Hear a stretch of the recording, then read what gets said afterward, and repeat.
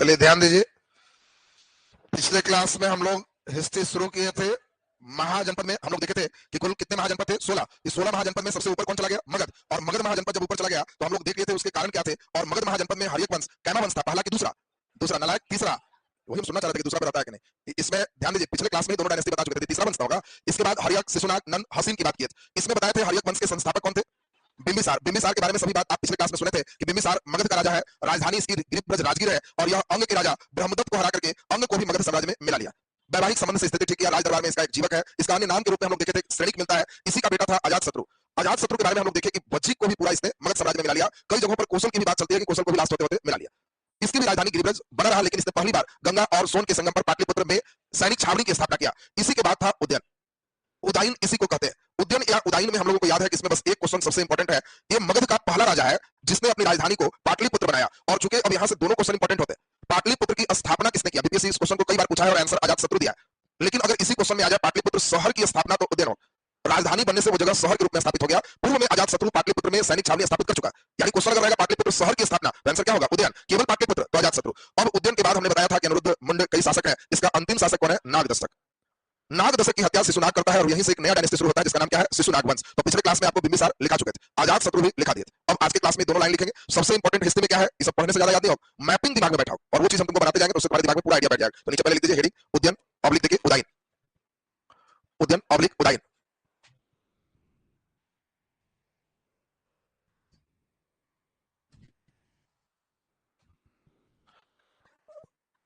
बोलिए।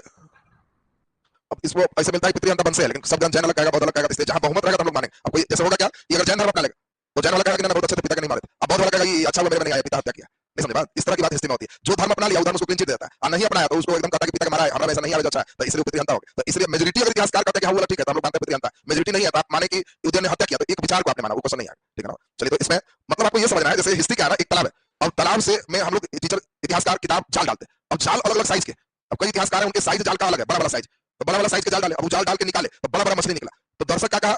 जाल डाला, निकला निष्कर्ष इसमें छोटी मछली नहीं है कि नहीं है, वो जाल नहीं। तो उसी तरह से अब जो इतिहासकार उस तरह का जाल डालते हैं तो छोटा खींच के निकालते हैं, तो वो जाल पे डिपेंड करता है कौन क्या है। तो आप कभी भी इतिहास में कुछ निकलेगा तो आप केवल मुस्कुराना कुछ जाल का आया। अब ज्यादातर जाल से आ गया तो लोग देखा छोटा भी बड़का भी देखा छोटा, तो ज्यादा लोग जो कह रहा है तो हम लोग को पढ़ना। और प्राचीन में इस चीज की सबसे ज्यादा विवादित होने का संभावना रहता है, इसलिए उन चीजों से बचना रहता है। तो पितृ हत्या में से पॉपुलर कौन है? अजातशत्रु। बाकी कई इतिहासकार मिल जाएंगे, कई किताबें में मिल जाएंगे, उद्यन का अपने पिता को मारा, इसका बेटा अनिरुद्ध था उसको मार दिया, मुंड था उसको मार दिया, पितृ हत्या वंश से हो। तो ये हम लोग उसको नहीं मानेंगे। ठीक है, तो लिखा जाए इसमें उद्यन ऑब्लिक उदाइन। नीचे लिखे, बहुत इंपॉर्टेंट है, मगध का पहला शासक है, मगध का पहला शासक है जिसने अपनी राजधानी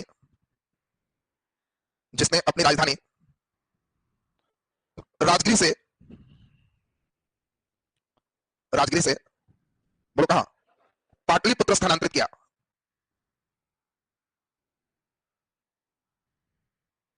राजगिर से पाटलिपुत्र स्थानांतरित किया। डबल स्टार लगा लीजिए। पाटलिपुत्र शहर की स्थापना,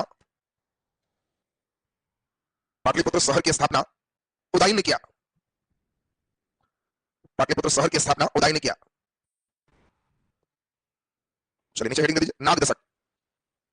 खाली पाटलिपुत्र बोलेगा तो अजातशत्रु। पिछले दिन पढ़े थे। अरे क्या करना है, किताब है, किताब ना बोलो, एनसीईआरटी पढ़ो, जो लिखेगा वो हो जाएगा। घटना जंग 1 2 20 आंसर गलती मिल जाए। वो गाइड है, गाइड और किताब में अंतर समझना है। ठीक है ना? बीपीएससी की तैयारी करो तो गाइड क्या है, किताब क्या है वो समझो। जिसकी भारत सरकार के सरकारी लेखक लिख रहा है वो किताब, उनकी बातों को मानना। इग्नू का कोई नोट्स है लिख रहा है तो मानना। हमारे एनसीईआरटी बुक है मानना है, एससीईआरटी बुक है मानना है, बाकी कौन क्या कहता है नहीं मानना। बात समझ रहे ना? तो आपको ऑथेंटिक बुक पे चलना है। हमने क्या बताया कि ये क्वेश्चन कई बार आया, जितना किताब देखो वैरायटी चेंज मिलेगा, लेकिन तुमको बीपीएससी आंसर की जारी किया ना, तो हम लोग इसलिए उस वाला सीधे बता। तो वो अपना है पाटलिपुत्र बोले तो सीधा आंसर क्या देगा? अजातशत्रु। शहर लगाएगा तो आंसर क्या देना? उदयन। बस यही कर। अब कौन का दिया उसके ऊपर नहीं रहना। अब बीपीएससी करेगा लूसेंट लिखा है, बीपीएससी के लिए नहीं ना है। ठीक है ना? छोटकन देगा एग्जाम तो लूसेंट लिखा तो चलेगा, सिपाही भर्ती दे रहा तो मैं नहीं चलेगा, लूसेंट चले। लेकिन जब एग्जाम का जो लेवल है तुम्हारे लेवल में लूसेंट क्वेश्चन है भी, ताका पकड़ दो बस, मिजाज से पूछते जाओ, उसको नहीं देखने का जरूरत। चलिए लिखिए इसमें नागदशक, नीचे डैश लिखते हैं। हर्यक वंश का अंतिम शासक नागदशक था। हर्यक वंश का अंतिम शासक नागदशक था। अंतिम शासक नागदशक था। इसकी हत्या शिशुनाग ने किया। इसकी हत्या शिशुनाग ने किया। इसकी हत्या शिशुनाग ने किया। चलिए बढ़िया से एक मानचित्र बनाए बिहार का, एकदम सिंपल देखो बता रहे हैं, कुछ नहीं है, खाली ऐसे करना है, बीच में धंसना है, फिर यहाँ निकाल लेना है। जल्दी बनाओ, बनाते चलेंगे। मैपिंग से ही स्थिति हो सकता है, दूसरा कोई इलाज नहीं। तुम्हारे दिमाग को एक्सेप्ट जल्दी होता है, इसलिए ये वाला सिस्टम रखोगे तो याद होते चला जाएगा। यहाँ से इस चीज को यहाँ खींच ले, यहाँ जो नीचे छोड़ रहे थे उसको चलते हुए धंस जाना है और ऐसे बना लीजिए, और बस इधर से बस मिला लीजिए। बाकी टेढ़ा भी तो कोई बात नहीं, घी का लड्डू टेढ़ा वाला, मेन थीम समझना है, टेढ़ा मेरा मतलब नहीं। चलो सुनेगा ध्यान से, ये जो पार्ट देख रहे हो, यही पार्ट यहां से पूरा करोगे, इसका नाम हमारा क्या होगा? मगध। मगध। यही भागलपुर और मुंगेर है, यही पर का जो सेक्शन है इसका नाम क्या है? अंग। ये अंग है। और यही ऊपर से पूरा नेपाल तक का जो सेक्टर जा रहा है, यही हमारा क्या है? वज्जी है। वज्जी है। तो पहले इस स्टेप को बना लीजिए। अब इसके बाद हम लोग को समझना ये है, ध्यान से देखिएगा, ये जो पार्ट है बिंदु बिंदु हमने दिया है, तो ये इसमें भी है, इसमें भी है। बोलो ये पूरे क्षेत्र किसका दिखाया जा रहा है? जल्दी बोलो। बिंबिसार का। ये जो मानचित्र है ये बिंबिसार का है, यानी बिंबिसार अंग को जीत चुका है और बिंबिसार में ये दोनों एक हो चुका है। अब यहां पर जल्दी से देख के बताओ, इसमें हम ऐसे ऐसे खींच दें तो ये ऐसे ऐसे वाला क्षेत्र कौन जीता है? जल्दी बोलिए।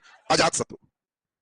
इसी मानचित्र में हमने दिखाया कि ये जो फेज है ये अजात शत्रु इस फेज में भी रहा है और उस पर वाले फेज में भी रहा है। इसी में हम लोगों को अब बात करना है, बहुत इंपॉर्टेंट, मगध में ही हमारा यहां पे सेक्शन दे देंगे, इसी का नाम है राजगिरी। राजगिरी से राजधानी यही किनारे पहुंच जाएंगे, तो ये है हमारा पाटलिपुत्र। पाटलिपुत्र राजधानी लाने वाला कौन था? उदयन।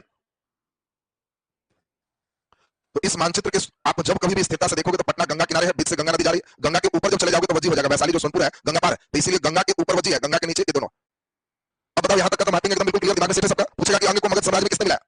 बिंबिसार। बोलो वज्जी को मगध साम्राज्य में किसने मिलाया? अजातशत्रु। बाकी पाटलिपुत्र को राजधानी कौन बनाया? उदयन। बस ये इस रिलेशन का, इस जो वंश है इसका मेन मानचित्र आपका क्लियर हो गया। क्या दिमाग में बैठ गया सबका? नीचे हेडिंग दीजिए, शिशुनाग वंश। शिशुनाग वंश। चलिए ध्यान देकर बैठे और पहले खूब बढ़िया से हम लोग सीखे। देखिए अब जो लोग हमारे साथ पूरा बढ़िया से ध्यान देते जाओगे उनको एक एक बात एकदम क्लियर होते चला जाएगा। देखिए शिशुनाग एक प्रतापी शासक है। शिशुनाग वंश का संस्थापक कौन है? शिशुनाग। इंपॉर्टेंट क्या है जो समझो। इंपॉर्टेंट ये है कि हम लोग अभी ये देखे मगध का क्षेत्र, अंग का क्षेत्र, ऊपर वज्जी का क्षेत्र और इधर कौशल काशी का क्षेत्र, ये अंतिम होते होते अजातशत्रु ले लेता है। यानी कौशल का भी क्षेत्र ज्यादातर किताबों में मिलेगा कि शुरू में जीता है, काशी का आय लिया, बाद में जब प्रसेनजीत की मृत्यु होती है तो पूरा कौशल भी अपने समाज में मिला लेता है। यानी कौशल तक का क्षेत्र के दिमाग में सेट रखना है कि जीतने वाला कौन था? अजातशत्रु। अब इसी बीच में शिशुनाग राजा बनता है। शिशुनाग की राजधानी कहां है? पाटलिपुत्र। बार बार प्रयास करता है कि हम अपने क्षेत्र को बढ़ाएं और सबसे बड़ा योगदान है कि ये मगध के साम्राज्य को मध्य प्रदेश के क्षेत्र तक विस्तार देने वाला ये शिशुनाग।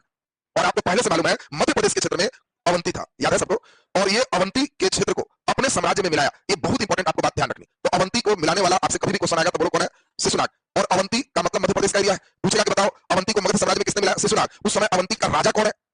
चंद्रप्रद्युम्न। क्योंकि बिंबिसार के बाद उसका बेटा अजातशत्रु, उसका बेटा अब जो है तुम देखा कि उदयन, फिर उसके बाद तुम देख रहा है अनिरुद्ध, मुंड, नागदशक, अब तक शिशुनाग उधर जिंदा है चंद्रप्रद्युम्न। बिंबिसार के समय से जोड़ने से मरे हो रहा है, लोग इतना 6-7 को पार लगा जिंदा कर रहा है उसको। जब तुम लोग भी बुद्धि तो अंतिम लगाता है। तो ये बताइए शिशुनाग वंश में शिशुनाग ने जिस समय अवंती को जीता, इस समय अवंती का राजा जो था उसका नाम था अवंतीवर्धन। तो अवंतीवर्धन को इसने हराया। अवंतीवर्धन को हरा के पूरे क्षेत्र पर इसने विजय प्राप्त कर लिया। अब कभी भी क्वेश्चन आएगा कौशल को मगध साम्राज्य में मिलाया अजातशत्रु, काशी को मगध में मिलाया अजातशत्रु, वज्जी को मिलाया अजातशत्रु, और अगर देखा अवंती को मिलाया, जल्दी बोलो, शिशुनाग। यही अवंती जाने में इलाहाबाद का भी तो क्षेत्र आ जाए, और इलाहाबाद के क्षेत्र को हम लोग कहते थे वत्स, और इसीलिए क्वेश्चन आएगा वत्स महाजनपद को भी किसने बनाया? तो ये भी शिशुनाग हो। दोनों बात ध्यान रखना, वत्स और मत्स्य में अंतर है। मैपिंग एकदम क्लियर कर चाहिए, तो अभी ना लगा कि कथा सुन रहा है। क्वेश्चन समझ लो कैसे आएगा। क्वेश्चन अचानक तुमको दे देगा और 1 2 3 4 करेगा, मत्स्य, अवंती, वत्स, वत्स और कौशल, और तब इसमें कहेगा क्वेश्चन ऊपर, और इसमें आपका दे देगा शिशुनाग ने किस साम्राज्य को मगध में मिलाया? चॉइस है 1 2 2 3 1 4। अब उस समय जो सीख रहा है ना बस वही काम देगा, बाकी कुछ काम नहीं देगा। अभी तो एकदम ताजा है, गलती होने का चांस थोड़ा है। बस आता है ना तब मूड फ्रेश करता है। तो उसमें आपको ध्यान रखना है कि जब मत्स्य रहेगा तो समझना है कि मछली राजा खाते, तो ये राजस्थान है, और शिशुनाग के समय राजस्थान नहीं गया तो नहीं होगा। बोलो अवंती होगा कि नहीं होगा? वत्स होगा कि नहीं होगा? कौशल होगा कि नहीं? नहीं होगा। कौशल पहले ही अजातशत्रु है, तो जिस आंसर में 2 3 लिखा हुआ है सही है। अब देखिए प्रश्न की प्रवृत्ति को समझना, तुमको जो बता रहा है खाली कथा कहानी नहीं सोचना, तुमको उस चीज को क्वेश्चन में ऐसे इंप्लीमेंटेशन सोचना है कि आगे तुमको ऐसे बनाना। हम सब देंगे तो अभी पढ़ते जाओ, सब मानचित्र से बना के तब क्वेश्चन देंगे तो लगेगा कि सर बुद्धि 2-4 डिग्री बढ़ गया। उतना बनाने आ गया, सोचने आ गया, तो फिर इसमें थोड़ी जाना एकदम सब क्वेश्चन बने। उतना नहीं सोचेगा खाली रखने रहोगे नहीं बने। पहले हम ही खुद उतना नहीं सोच पाते, जरूरत नहीं थी। इसमें क्या उतना सब करना, बस दिखते जाओ सब। हम हर बार पढ़ाने से बोलते थे सोचना बंद कर, बस इतने हो गया होगा। लेकिन अब है कि नहीं, कितना लेवल जाए तो आपको हम चाह रहे हैं कि हम रेडी हो, चाहे नेट जीआरएफ क्यों नहीं हिस्ट्री से दो, उधर का भी क्वेश्चन देखो तो कहोगे यार ये आंसर ही होगा, इतने को आता है, हम इससे ज्यादा सोच सकते हैं। तो ये तुम्हारे अंदर चलना चाहिए। तो चलिए जल्दी से हम लोग देख लिए, पहला अवंती मिलाया और दूसरा कौन मिलाया? वत्स मिलाया। ये इसको टेंशन सबसे ज्यादा क्या था, बार बार मध्य प्रदेश तक जाना, राजधानी पटना है, उस समय गांधी से तो है नहीं, तो गंगा पार कैसे जाएगा? तो इसने बाद में डिसाइड किया कि हमको इधर से आक्रमण का कोई खतरा नहीं, तो क्यों नहीं अपनी राजधानी को गंगा पार कर, और अगर गंगा पार राजधानी रहते हैं तो बार बार इधर ही तो जाना। इसीलिए पहला राजा है जिसने पाटलिपुत्र से वैशाली को अपना राजधानी बना दी। राजधानी की तीनों बात ठीक से सुनना। पहली बार राजगीर को राजधानी किसने बनाया? बृहद्रथ। बृहद्रथ बोलेगा पहली बार राजधानी कौन बनाया? बृहद्रथ। उस राजगीर की किलाबंदी कौन किया? अजातशत्रु। राजगीर से पटना राजधानी कौन लाया? उदयन। पटना से वैशाली कौन ले गया? शिशुनाग। बोलो क्लियर सबका? तो शिशुनाग से एक बहुत ही अच्छा प्रश्न था जिसमें हम लोग देखे कि अवंती को जीता, वत्स को जीता, और अपनी राजधानी को इसने पाटलिपुत्र से ट्रांसफर कहां कर दिया? तो वो ट्रांसफर कहां है? वैशाली। इसी के बाद इसी का वंश में कालाशोक शासक बनता है। पुराण में जो हिंदू धर्म की किताब है उसमें कालाशोक के लिए काकवर्ण मिलता है। काकवर्ण यानी शिशुनाग वंश का एक प्रतापी शासक है काकवर्ण। काकवर्ण को ही कालाशोक कहते हैं। पुराण में इसको काकवर्ण कहते हैं। वर्ण मींस रंग होता है। तो इतने गोरे थे कि उन लोगों ने किताब में लिखा कि जो राजा है वो एकदम कौवा के रंग के, वो भी कौवा 2 तरह के है, काग वाला कौवा कलर, एकदम गोरे हैं, इसलिए इनका नाम है काकवर्ण। इनकी गोराई समझ रहे होंगे कितना अद्भुत होंगे। तो एक काला शोक या काकवर्ण शिशुनाग वंश का एक प्रतापी राजा है, इसने पहली बार क्या किया, कहा कि हमको जितना उतना नहीं, आगे नहीं जीता, लेकिन कहा कि बेकार जब जितना नहीं है तो वैशाली से अच्छा पटना, इसलिए इसने फिर से वैशाली से राजधानी पाटलिपुत्र ट्रांसफर कर ली। सब राजधानी ठीक से दिमाग में बैठते जाना चाहिए, कौन कहां ला रहा है, तो ध्यान रखना वैशाली से पटना काला कौवा लाया है, दिमाग में सेट रखें। तो इसलिए वैशाली से पटना काला शोक या काकवर्ण लाया। अब इंपॉर्टेंट बात ध्यान में ये बैठाना है, बहुत महत्वपूर्ण चीज है, इसके समय गौतम बुद्ध के मरे हुए 100 साल हो गए, और इसीलिए काला शोक ने द्वितीय बौद्ध संगीति का आयोजन वैशाली में किया।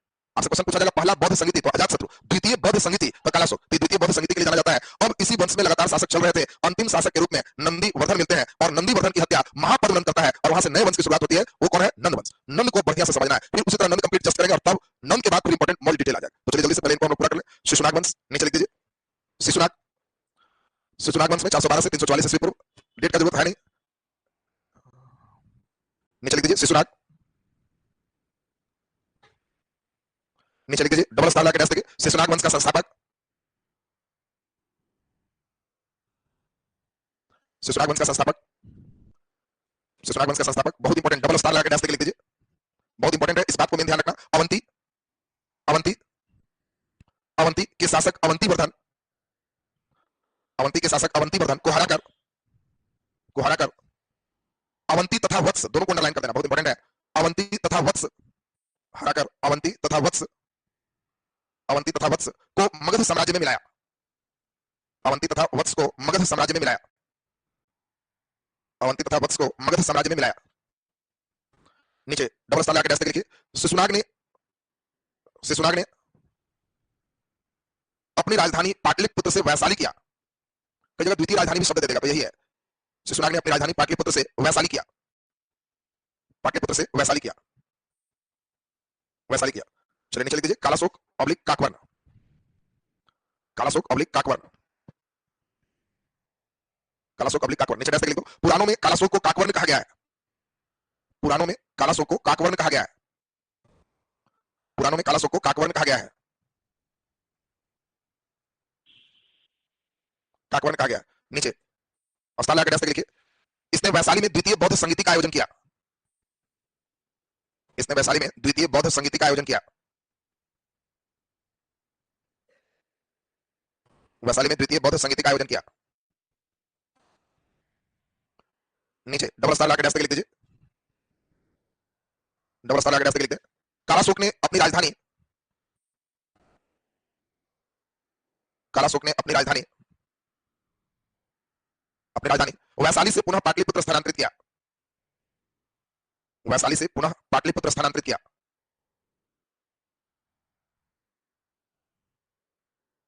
वैशाली से पुनः पाटलिपुत्र स्थानांतरित किया। चलिए नीचे लिख दीजिए नंदीवर्धन, नंदीवर्धन, नीचे स्टार लगा के लिख दीजिए, शिशुनाग वंश का अंतिम शासक नंदीवर्धन था, शिशुनाग वंश का अंतिम शासक नंदीवर्धन था, शिशुनाग वंश का अंतिम शासक नंदीवर्धन था। अब मानचित्र की बारी, हम लोग हर सेक्शन में मानचित्र बनाते चलेंगे, मानचित्र एक इंपॉर्टेंट सेक्शन होगा। अब इसमें है क्या कि इसमें पूरे सेक्शन का मानचित्र चाहिए, तो पूरे उत्तर भारत का बनाना है, दक्षिण नहीं। तो अगर हम लोग बिहार से थोड़ा ऊपर हो जाएंगे, क्योंकि मध्य प्रदेश के हिसाब से चलना है, तो सबसे पहले ध्यान दीजिए, धीरे धीरे आपको, बस ज्यादा नहीं, इतना बनाना है, पहले बनाओ, धीरे धीरे मानचित्र से एकदम लगाव हो जाएगा, लगेगा कि सर सब तो 2 सेकंड का सिस्टम है, लेकिन धीरे धीरे होगा, घबराना नहीं है। जो लोग जिंदगी में पहला बार मानचित्र बनाने सोच रहा है तो उसको दिक्कत है, लेकिन धीरे धीरे ठीक हो जाएगा। भूगोल आते आते इतना नक्शा बनवाएंगे ना कि नक्शा से तो लगाव हो जाएगा कि बिना उसके अधूरा लगता है। जैसा थोड़ा टेढ़े बनेगा, अगर घी के लड्डू टेढ़े हो तो स्वाद आना चाहिए। इंपॉर्टेंट है कि उसके थीम को समझना है, बहुत इंपॉर्टेंट नहीं, नक्शा कैसे कैसे नहीं, मतलब सुनो, यहां से इसको ऐसे और फिर यहां से ऐसे, ये स्टेप देंगे,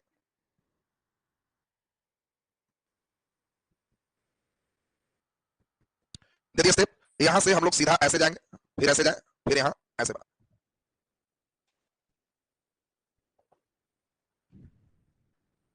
अरे लग रहा है कि इंडिया है, हो गया, इसमें दिक्कत क्या, बस ठीक है, उत्तरी में भारत मटा गया, कोई कोना ठीक है, हाथ हाथ थोड़ा सा इधर हो गया, सब चलेगा, चलेगा, सही है। चलो सुनो, उसमें घबराना नहीं है, सब धीरे धीरे पार्ट है, अंतिम होते होते एकदम नक्शा तो लोग बहुत बढ़िया बनाएगा। गांव में कहीं नक्शा बनाना होगा तो तेरे को जो बुलाओ कर बढ़िया बनाता, अभी भले जब तक टेढ़ा है तो आ जाएगा, घबराना नहीं है। सुनिए अब पहले ध्यान से सुने, हम लोगों ने पिछले क्लास में देखा कि लास्ट होते होते ये जो सीमा है, ये यहां से लेके पूरा यहां और ये यूपी तक के चले आए। ये जो सीमा था, ये पूरे हर्यक वंश का पहले से ऑलरेडी चल रहा था। अजातशत्रु लास्ट होते होते कौशल को भी अपने कब्जा में ले लेता है। अब ये जो देख रहे हो, इसी में सबसे इंपॉर्टेंट है कि यहां से मध्य प्रदेश के हिस्से तक जाए, इसलिए रास्ता में इलाहाबाद भी शामिल हो। देखो ध्यान से, एमपी का हिस्सा, इलाहाबाद का हिस्सा, बनारस तक शामिल, पहले से काशी तक शामिल, और इसलिए यहां पर जो मध्य प्रदेश यहां जो देख रहे हो, ये हिस्सा का नाम है अवंती, और ये जो बीच का हिस्सा देख रहे हो, इसका नाम क्या है, वत्स। ये दोनों क्षेत्र को मिला लेने वाला कौन था, तो यही व्यक्ति है, दोनों क्षेत्र को मिला लिया, ये हमारा है शिशुनाग। शिशुनाग है, और शिशुनाग ने राजधानी कहां ले गया? वैशाली। वैशाली ये भी शिशुनाग की ही राजधानी है, लेकिन जैसे ही फिर पाटलिपुत्र आ जाएंगे तो बोलो ये फिर पाटलिपुत्र आ गए तो बोलो ये कौन ले आया? कालाशोक। बस इस लेसन के मेन थीम यही है। अब जो लिखा हुआ लाइन है उससे बहुत मतलब नहीं है, सीधे क्रीम की बात कीजिए। जहां प्रश्न है तो बस सिर्फ यही पूछा जाए, वत्स को कौन मिलाया, अवंती कौन मिलाया, तो मानचित्र देख के तुमको समझ लेना कि वो ये हिस्सा मिला रहा है तो हमारा शिशुनाग है, और इसने राजधानी कहां रखा? वैशाली। जैसे ही पाटलिपुत्र आ गया तो ये राजधानी कौन लाया? कालाशोक। जल्दी इस मानचित्र में ड्राफ्ट करें और तब हम लोग अगले डायनेस्टी की बात करें। थोड़ा बहुत पाकिस्तान चीन लपटाया सर, और अच्छा है, बढ़िया लपेटो, कोई दिक्कत नहीं है। तो बचपन से श्रीलंका लपेटता था, उससे बहुत संभाला, तो पाकिस्तान चीन को तो देखो, पहले लड़का को इंडिया ठीक कहा चाहे नीचे श्रीलंका वाला बेजोड़ बनाता था, है ना। तो